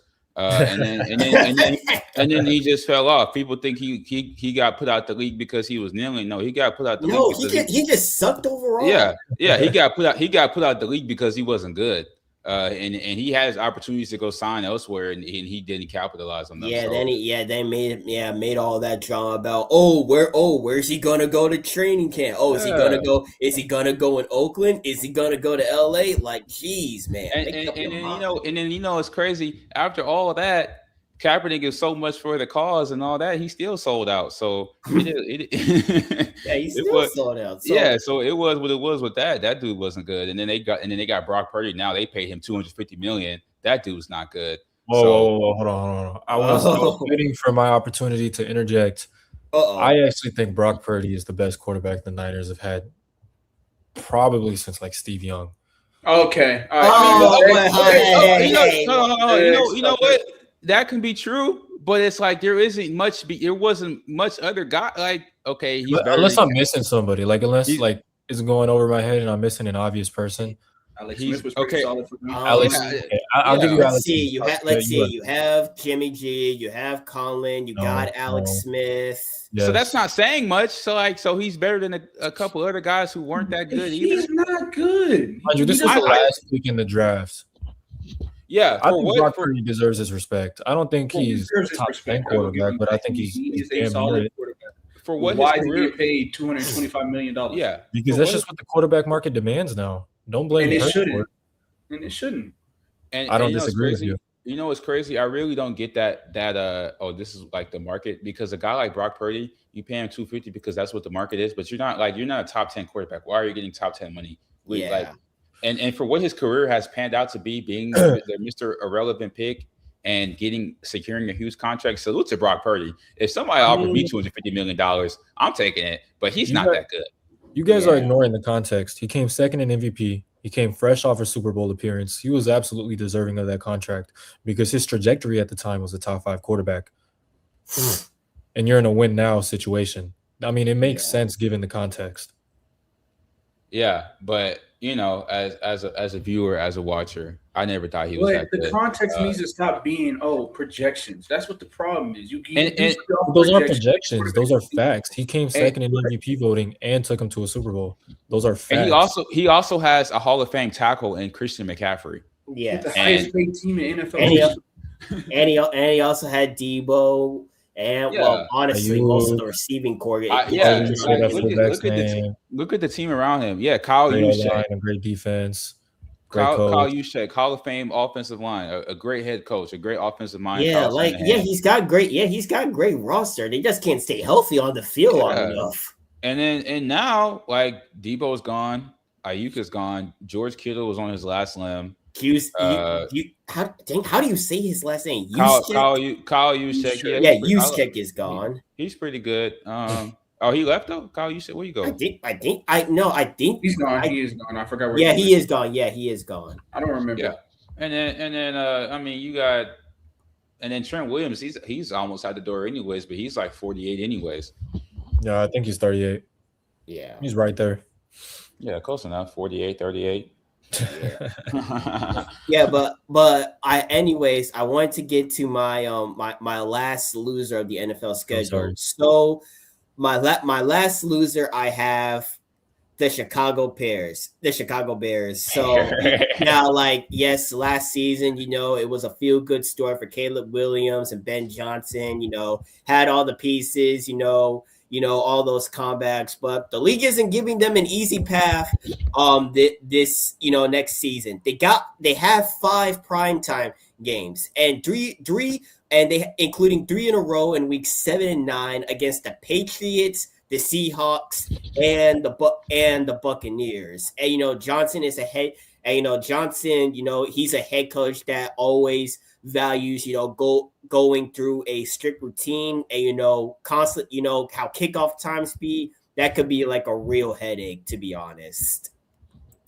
Yeah, Bears have the hardest. They were placed with the hardest schedule. Yeah, hardest schedule in the league.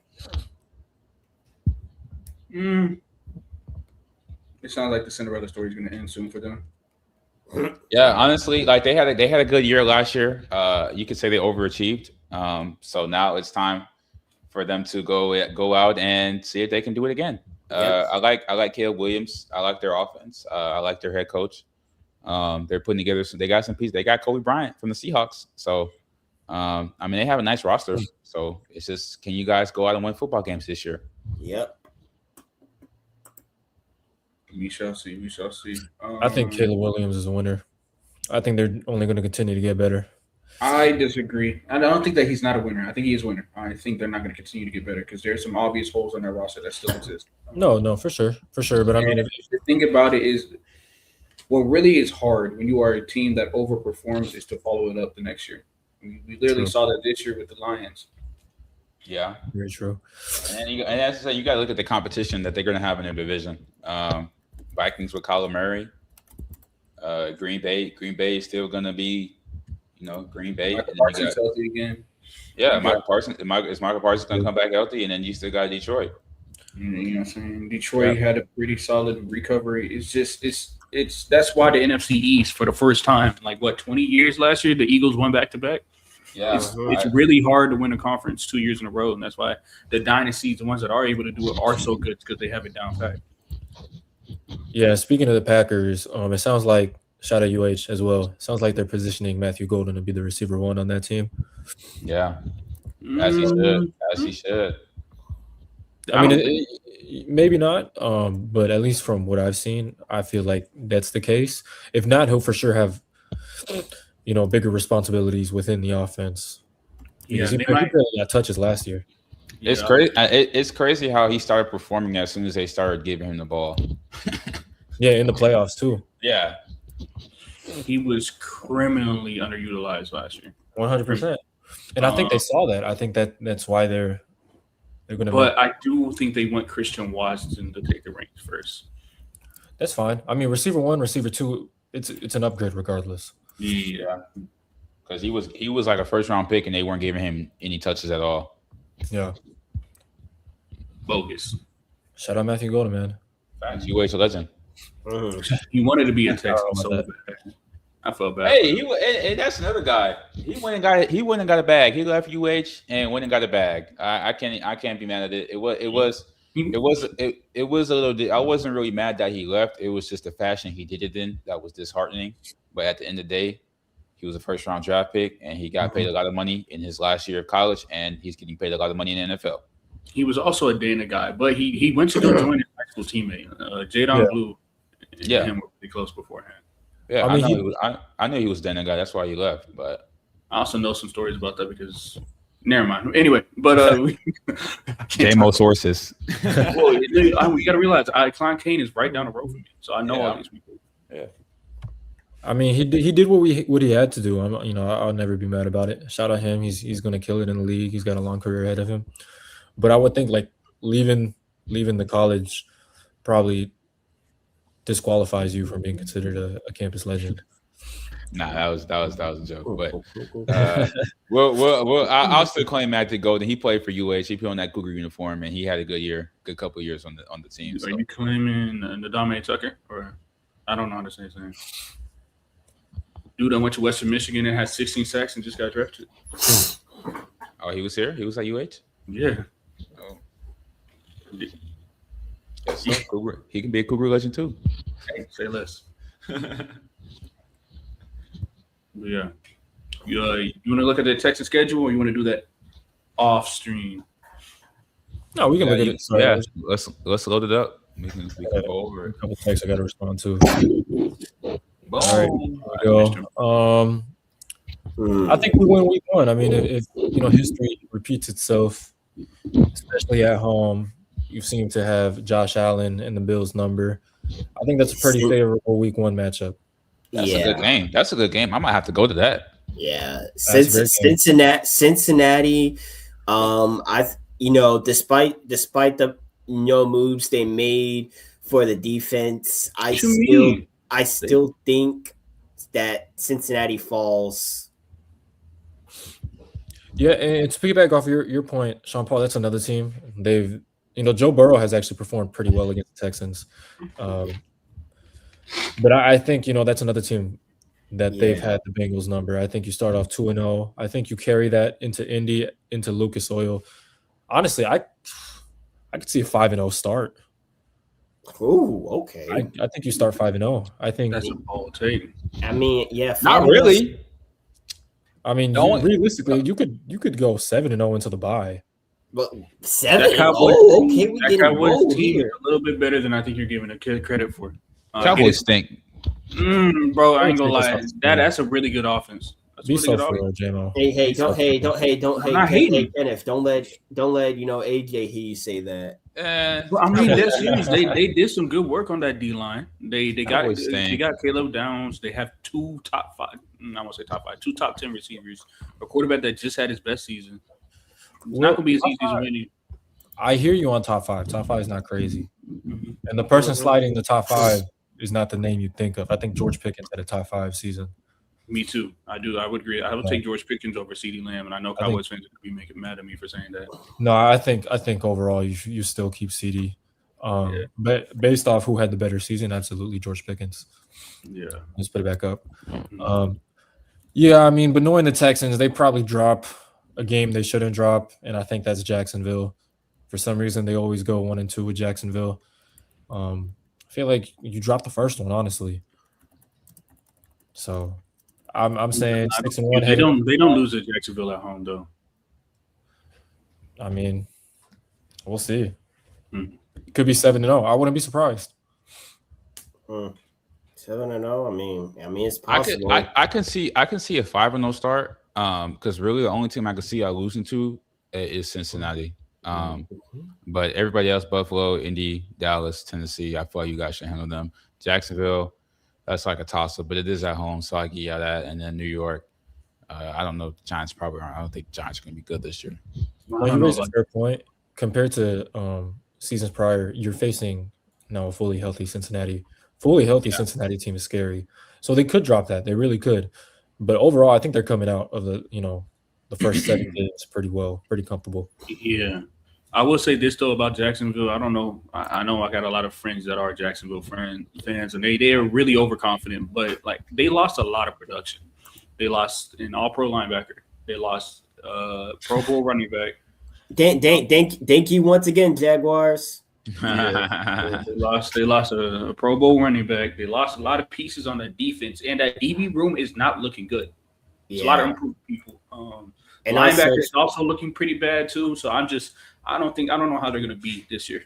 And also Travis Hunter, because honestly, look, I understand, the dual threat, wide receiver, cornerback, it looks stylish, but it's not sustainable. It's not sustainable in the long run. So he's gonna have to commit. And you can get away with not having a all Pro Bowl caliber wide receiver.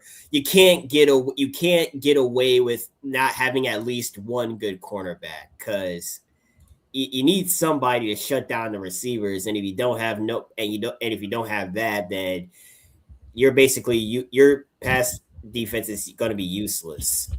Yeah, well, I will say this. Go ahead. This man George is under a rock. The Chargers play in Los Angeles. They left San Diego. Damn, I'm out of touch. I ain't gonna lie to you there, George. It did happen kind of recently. It was 5 years ago, bro. That happened. Yeah, that was like. I think it was. That's kind of recent. 6 years ago. It happened in 2017, Daniel. Oh yeah, that was. Yeah, no. Oh yeah, because they were playing. They were playing in the soccer. I remember now. They were playing in the soccer stadium before they built SoFi. I do remember that now. Oh yeah, StubHub Stadium. I do remember that. So when did the Rams move? That must have been longer, right? I think it was the same year. I think it happened the same year because I remember the Rams. Wow. I think the Rams moved in like 2016 or 20. Yeah, it had to be like 2016. 2016. Yeah. Shout out Jeff Fisher, man. Yeah. Sure, that guy. The 7-9 king. But anyway, Kyle Orton, man. Ooh. But yeah, no, I think it's just going to be hard to replace. And I think the Texans are going to end up winning that division again. I think they're set up the best. What's Daniel Jones going to look like? Is he even going to be back at the beginning of the season? Does that mean you're rolling out disheartened Anthony Richardson? The Titans are going to tighten, and Texas should have it smooth sailing. Honestly, I like the Titans. I like Cam Ward. I do. I like what they did for that team. I think they've built really solidly for the future. But like I said, for the future, there's a lot of unproven talent. They're not there yet. I still think they're like 2 years away. They have a lot to build. Houston was very fortunate because they were able to rebuild in a matter of like 2 years. Mm-hmm. I think Tennessee isn't really afforded that possibility. I think they need a couple more years. Yeah. You got a question, J-Mo? No, but I also think you talk about rebuilding 2 years. I think what the Texans did that was – I understand people have their gripes about CJ, including you, Daniel, but him coming in and overperforming like he did his rookie year and then also nailing the pick with Will Anderson, that's a Hall of Fame. He's looking like a gold jacket player. You know what I mean? In the same – What do you mean about that? Gripes about CJ. I'm a CJ supporter. I know, but I'm talking about you were real frustrated at him after that playoff game, understandably. The general consensus switched up on CJ real quick, but the thing is, I think he's going to prove it back. Like, with all due respect, you cannot have a whole bunch of wannabe drip having old linemen out there to protect your quarterback. Ass whoop, you know what I mean, and then not picking him up. Like his confidence was shot. I've been watching Ohio State for a while because my brother played there, right? So I saw what he looks like when he's not confident versus when he is confident, right? Yeah. I mean, I completely agree with you. That's one thing I have been saying since his rookie year. We have to protect this guy. Yeah. If he just continues to get hurt or even worse, his mentality suffers because he has to change his game, his aggression, because dude will barely have like 0.5 seconds. He had the quickest sack I've ever seen in my life this year. It was insane. So I'm not upset at him for, having to adjust his game, throwing the ball away early, not leaving the pocket. I understand that. And it doesn't help that I honestly think you had a downgrade from Slowick to Caley. Now, I don't think Slowick was great. I think they made the right decision getting rid of him. But I don't think they brought in the guy that was right for the job. Caley's still there, right? Caley is still there. So we'll see. But you can't change his play caller again. I think you can in like 2 years, but you can't do it in back-to-back years. That's what I'm saying. Like, what would that would be like? He can't have a third play caller in 3 years. Yeah, no, that's horrible for his development. And that's another thing. You have to look at the context of it. You changed his play caller. You got rid of his best offensive lineman, albeit I'm glad they got rid of him. I don't think he was good. I don't think he was a good leader. And I definitely didn't miss his false starts. But the offensive line as a whole suffered. Yeah, and they didn't do anything to get better. They wasted their top picks on receivers. Yeah. The Texans O-line was ass, and they thought Lincoln Tomlinson was the answer. And you got to look at the injuries that they had, in their skill positions. Joe Mixon wasn't there, so you had to rock with Nick Chubb, who was coming off horrible injury. Woody Marks, a 5th-round running back, and then you have to look at the receivers. Tank Dell, who's his best target. I know Nico Collins is the best receiver on the team, but Tank Dell is his number one target. Don't get it twisted. That's the guy who opens the field for Nico Collins. He was hurt, and you were forced to rock with Jada Higgins, Jalen Noel, guys who are rookies, and Xavier Hutchinson, a guy who barely got touches his first 2 years in the league. So it wasn't an ideal situation for him. Yes, he had the defense to take it all the way, but there were so many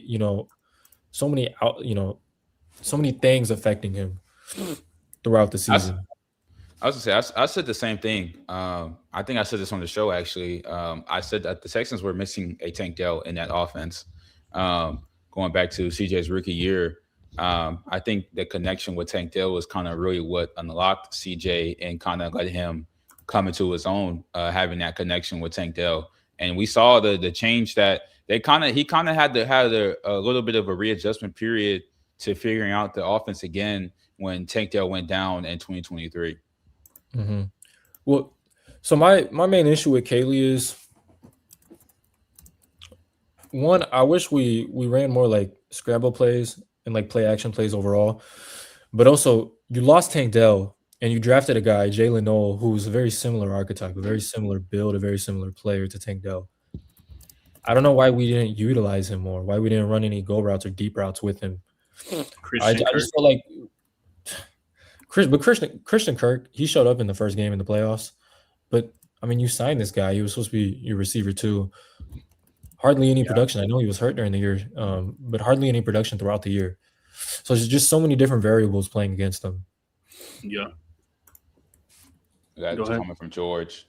If the offensive line is having trouble protecting the quarterback, they keep a running back in the backfield to help bring back old school fullback. They tried doing that, and it still didn't work. They ran out 6 linemen sometimes, and it still didn't work. And that's what they used Woody Marks for. Woody Marks was actually great at protecting them, but I mean, it's not going to make a difference if Woody Marks can pick up the guy in the backfield, but then 2 other guys are coming from the other side of the field. It makes no difference. He's going to get hit regardless, or he's going to throw it away. Yeah, man. So I think, well, I'm going to say this about the Kaylee. You have to give him more than a year to establish an offense, especially when he lost so many players on the O-line and not on the O-line. He finally got him some O-linemen that he likes. You got a great pick in what I believe is Keelan Rutledge. You pick up Wyatt Teller. You pick up, I'm missing one more, Braden Smith. Those are great players you add to your O-line. Bring around Strip Brown. He's probably going to be the best swing tackle in the NFL now. You got the O-line. Now you got to get him confident, and you're also getting Tank Dell back, which is going to boost his confidence anymore. So, and you got that rough and tough running back that you've been needing in David Montgomery, who has that mentality kind of like Joe Mixon had without shooting. I do like them. I do like the David Montgomery ad. And you're missing another thing. Brevin Jordan's going to be healthy, and in my opinion, that's the most talented tight end on the team. So every injury, every hole that that the offense had, I think Caserio did a great job this offseason, honestly.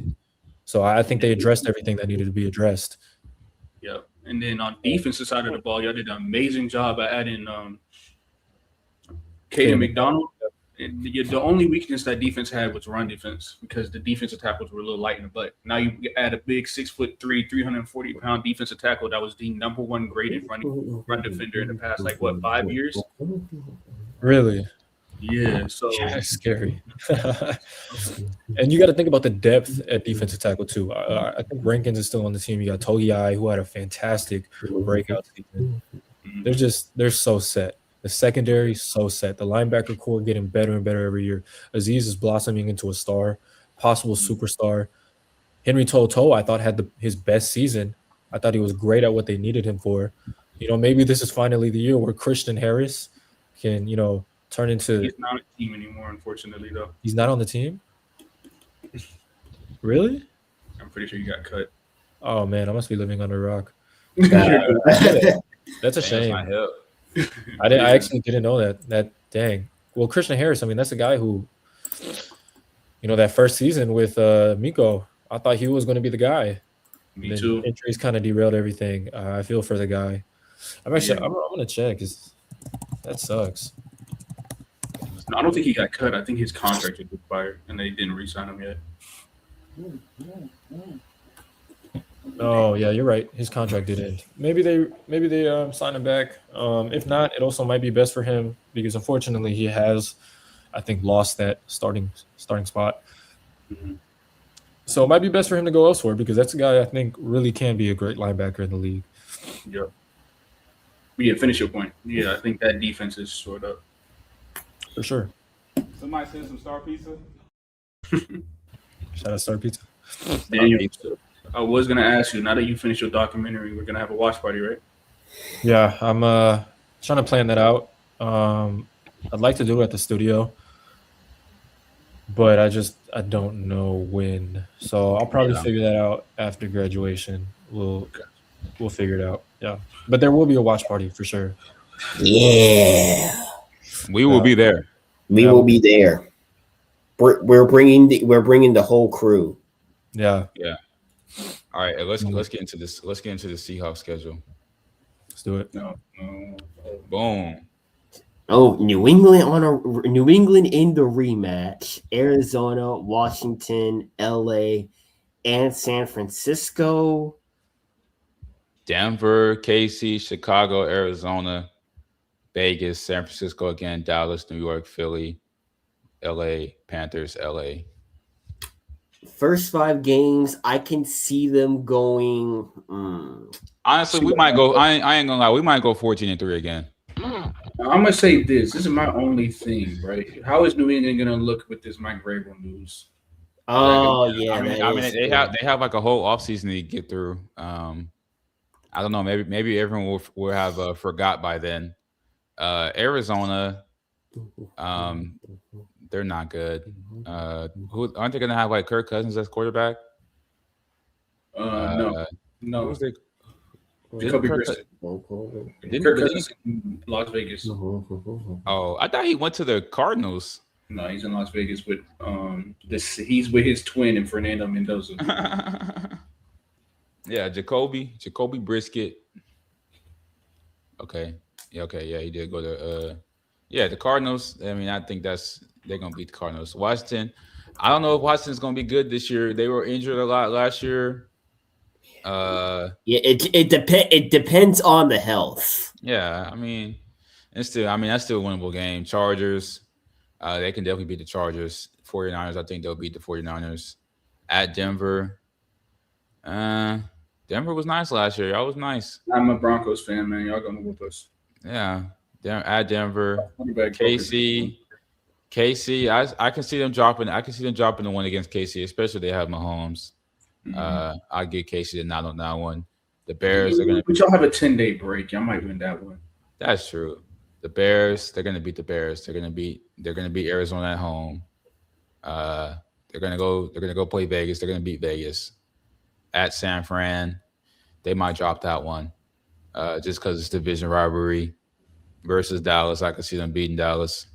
I can see them beating the Giants. They might drop the one in Philly.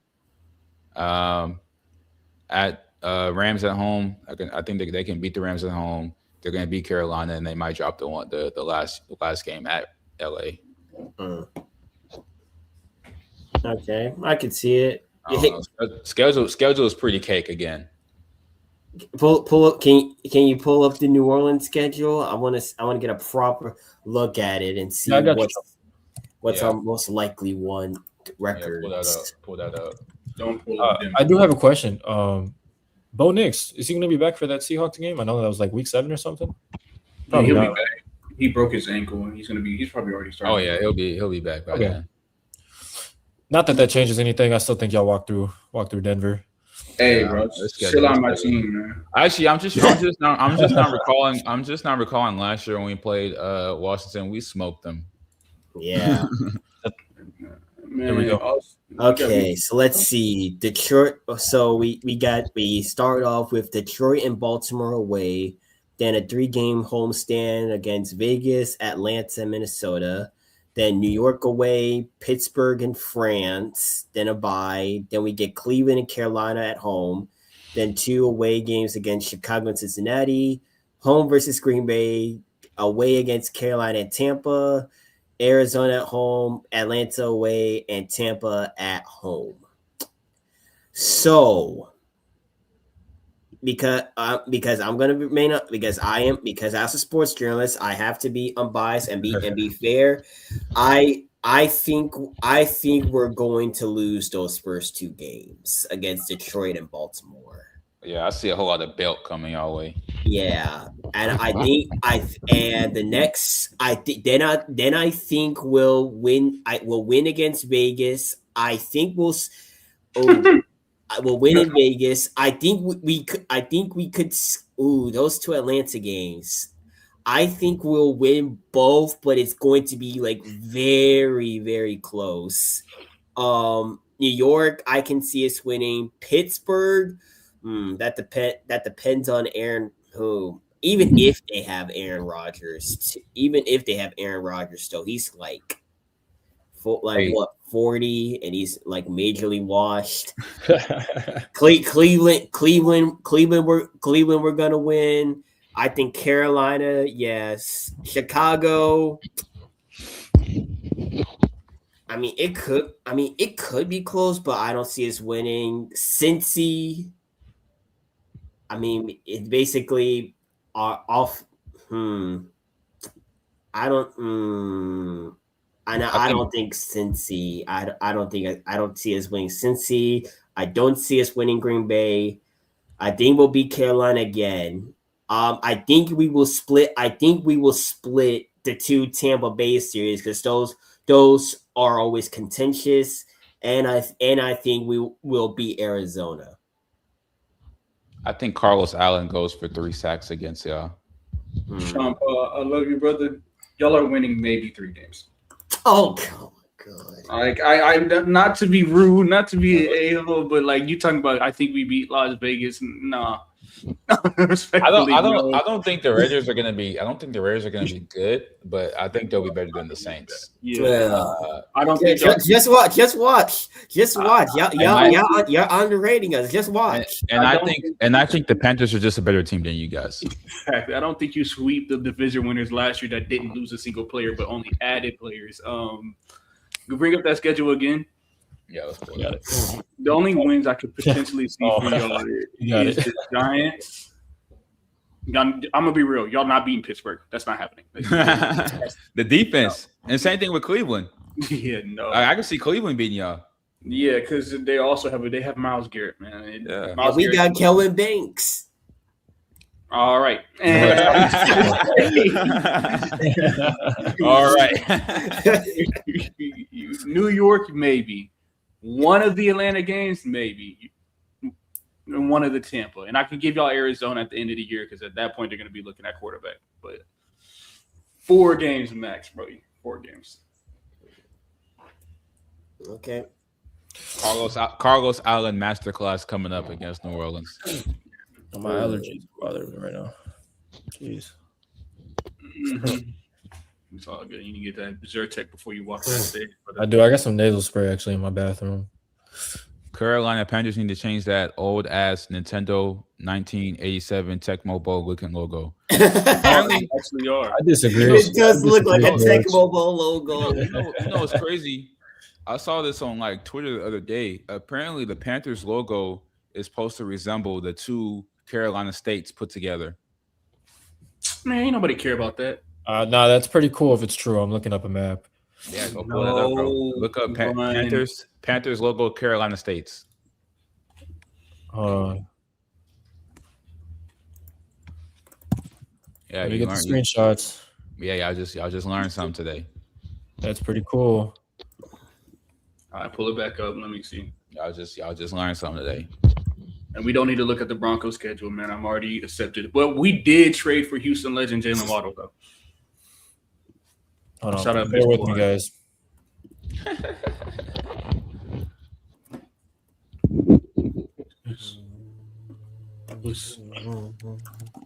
Bro, you know what's crazy though?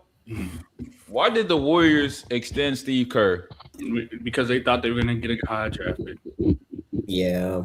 I mean, they still got a lotto pick, but even if y'all did get a high draft pick, Steve Kerr not gonna play him no way. Yeah, he ain't gonna play him. He's still gonna stick to the status quo. Yeah, he's not getting in. Draymond Green deserves to start. Ugh, come on, man. You gotta move on from Draymond. You gotta move on from Draymond, man. Don't get me started with Draymond, dude. Especially the whole little he's trying to beef with like Austin Rivers and all that stuff, man. And Austin Rivers was white. I'm not going. Wait. Austin Rivers is right. Austin Rivers did not say one thing wrong about Draymond. Yeah, I mean he didn't. Like Sean Paul, there is no way the Saints beat Atlanta in that first matchup. The Saints are 0-6 in the last 40 years when they play on Monday night, and the date is October 5th. All right. Is that real, George, or did you pull that from ChatGPT? It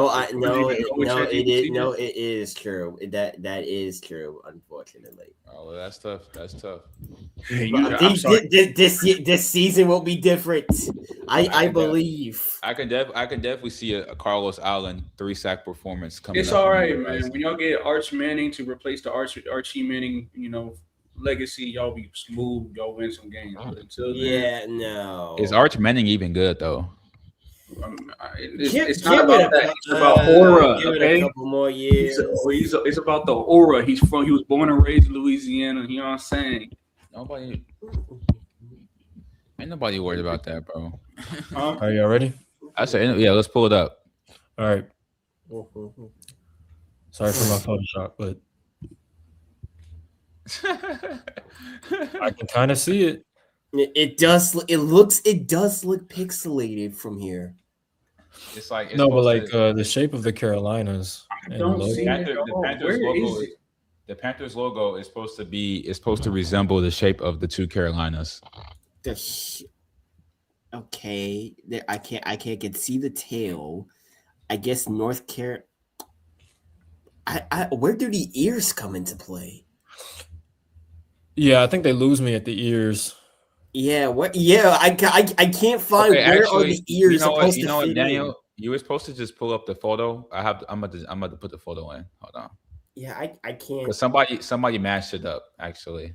Oh, really? Yeah, watch this. Okay, let me take it off.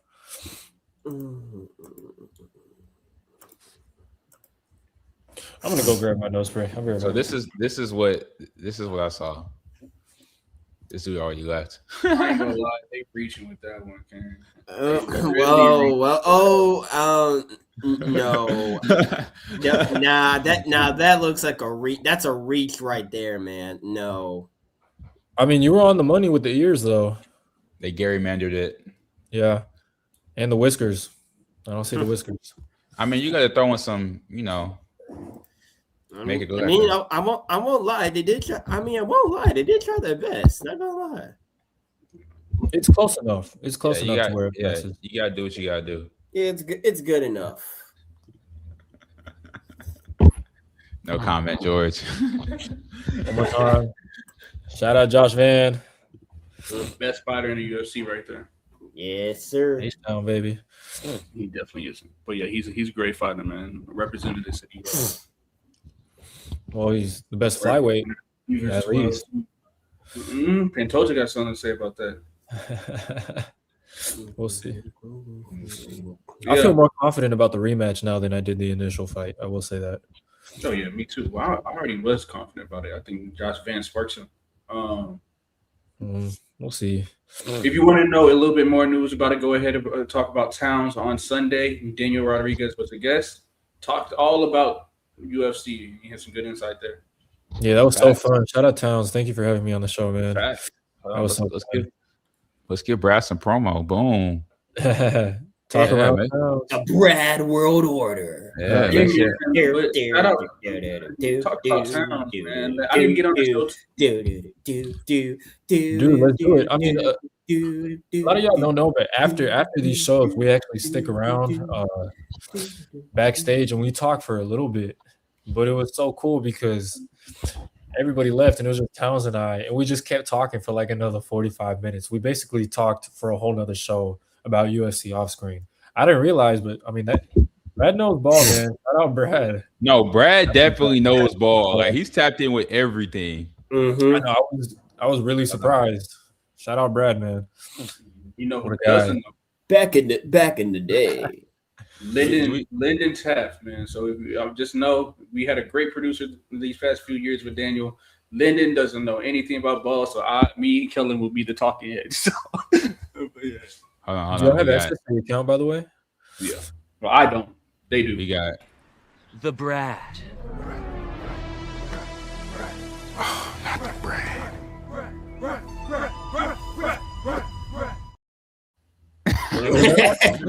I like that. Huh?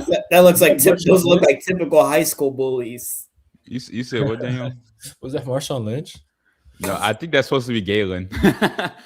Oh, yeah. I think that's supposed to be Galen. For those of y'all that didn't see the announcement today, Kenneth and I were officially leaving the Coog TV account. We were let go. Yeah. It's been such a pleasure running that account with you, bro. I want to give you your flowers. You did a great thing, putting Coog TV on the map. He was really the main engine behind the account, so I got to give you your flowers for real. But moving forward, it's now going to be this guy mewing right beneath me. Lyndon Taft, who I'm sure you guys will get the chance to meet at some point, and the other fourth quarter, Cullen Avent. We're handing off the account to them. So stay tuned. They got some great things in store for them. I'm super excited to see what all three of you guys do with the account. Yeah, for And sure. with the organization. Yeah, don't get us canceled though on Twitter. Yeah. Yeah. Hey, y'all got to buy that blue check, man. Yeah, I do have to. Yeah, I do have. You know, it's crazy. I had because it literally like I don't know. It probably just run out, so I had to buy like the premium light, that $3 one, so I can send out the last. So I can send out the last tweet because it was too long. Yeah, but I spent like 100, whatever it is for a year. I spent. Yeah, so I gotta split it up. Y'all gotta do something with the or get CSN to pay for it. That's probably what I should have done. We can talk about that. Y'all put in that request to get that blue check because y'all need that blue check motion. Gotcha. Hell yeah, George. George knows ball. Josh Van is a beast. That was a great title defense. Yeah, go back and watch Josh Van versus Brandon Royval. Fight of the year last year. I don't know if you've seen it already, George, but if you got like 20 minutes to kill, go check that fight out. Josh Van versus Brandon Royval. Yeah. Josh Van. Final thoughts. Star pizza. Nothing. Daniel, I will see you. I will see you bright and early tomorrow, my guy. I'm not gonna lie to you. What time do we have to be there? Like 7:30? 7:30. I'm gonna be late, bro. I'm not getting there. Fuck it, we ball. Yeah, I'll be there. Honestly, I'm not gonna lie to you. Even though I preach a good game about getting up early, I am also horrible at it too. So yeah. Hey, text me tomorrow, dude. I want to find you so we can get pictures after, and let's try and sit together. All right. Yeah. Cool. Somebody send some star pizza. Oh, how are you doing, friend? I'm good, man. I need some star pizza next time I'm in Houston. Yeah. So make sure y'all get to Star Pizza tomorrow for that 11 a.m. buffet. Go pull up the Star Pizza tomorrow. Get you some Star Buffet. You will be satisfied. We'll do that. Put you on. Yeah. Yep. We got Daniel and Sean Paul graduating tomorrow, walking that stage. Congratulations, gentlemen. Thank you, guys. It's about damn time. Yeah. Oh, yeah. It was rough along me. I had some, classes, failed classes where I should have passed, and but thanks to my thanks to my mother and grandmother, and also my sister Lauren, being a baller out of me. I love her, and I just think, and also my dad, and basically all my relatives. That's And Sean Paul is not done writing. Yeah, I am not done writing. I am in this game until the day I die. Good night. Class 2003. Go Coogs. Of course, George. Shout out to George, bro. He really pulled up in the off-season show. Watched the higher duration. Let's go, George. Shout out to George. Thank you, George. Have a great night, man. J-Mo, final thoughts. Congratulations to the gang. Congratulations on completing that documentary. Me and hopefully replace you and live up to the legacy, man. Appreciate it. I want to shout out everybody for this season. It's transitioning into the summer. The semester is now over. So thankful. It's a blessing to be here. Thank God for this platform, genuinely, and that we continue to step into it. And I'm going to keep saying it. New things are coming whenever people start answering their text messages. Daniel and Kenneth. And we got some great things. Don't do that. J-Mo, J-Mo's the one that sends a text message and he throws his phone into the abyss. You'll respond and then you won't hear from J-Mo until 10 hours later. I am trying to get off my phone a lot more. So my screen time is about done, I think 5 hours. But anyway, yeah, we're just looking forward to it. I'm really happy. I wish I could celebrate with you two boys tomorrow. I won't be able to be there. Maybe we can meet up after at Star Pizza. And then I won't be able to tomorrow. I got plans the whole day. Oh, that's all good. Yeah, Daniel was booked and busy. We might get his star pizza up Saturday, maybe. I don't know. We might have to type in with Mike. Maybe. Perhaps. I'm talking about we had that event on NABJ. You forgetting that? Oh yeah. I guess after that maybe. We do have that event though. Yeah, so we're gonna get straight up. But yeah, I needed this break from media. That's why I've been posting no articles and I've been kind of quiet. I needed to reset. Been through a lot, but thank God we're moving forward. J-Mo and Daniel dropping on Paperboy very soon. Yeah. Oh yeah. Once I get around to it, but yeah, that's the plan. I wanna cover the UFC on Paperboy. Cullen said he'll give me the college. So I'm probably gonna be doing an NFL series, like a rookie previews and stuff for during the summer. So look forward to that. Yeah, I'm also looking forward to doing some World Cup content on the stuff. It's gonna be fun. You dropping on Paperboy too, Sean? Yes. Oh yeah. I've done articles. No, I know you already wrote for them. I just didn't know if you was continuing that. Yeah. But yeah, Sean Paul, that's the GOAT. Also, got a couple more videos dropping on Cook TV before I officially leave. 3 in the works. One of them, we did a Family Feud. It was such fun chaos. That was the most fun shoot I have ever had in my life. J-Mo was there too. Yeah. Man, we'll have to share that on the timeline. But if y'all got 20, 30 minutes and you want to watch a bunch of college students, zero ball knowledge, some of them with ball knowledge, without, check it out. It's a fun time. It's a fun time. All I'm gonna say is I had to put the team on my back real quick. I had to put the team on my back. Little spoiler for the video. Yeah, we had a bunch of controversies, but we got through it. I think we can play this. We can play this trailer one more time before we get out of here. Let's do it. It may not mean nothing to y'all. As you walk down that tunnel, man, you look to your left, you look to your right, and you understand why we do what we do. I want this forever mine, ever mine, ever mine. The world will know your name. Last name ever, first name greatest. 79 years, 30 bowl games, 15 first-round draft picks. Let's go. 11 conference championships, 10 All-Americans. Make it 9! Marcus Jones! 4 college football Hall of Famers, and 1 Heisman Trophy winner. Houston Cougar football has enjoyed great success featuring exciting offenses, and it all started thanks to one coach back in the 1960s, a coach by the name of Bill Yeoman. I want this forever mine, ever mine, ever mine, ever mine, ever mine, ever mine. Boom! Yeah. All right. Thank everybody for tuning in, and we will catch y'all on the next 4 quarters. I can't do it. Okay. We'll do it live. Okay. We'll do it live. F it.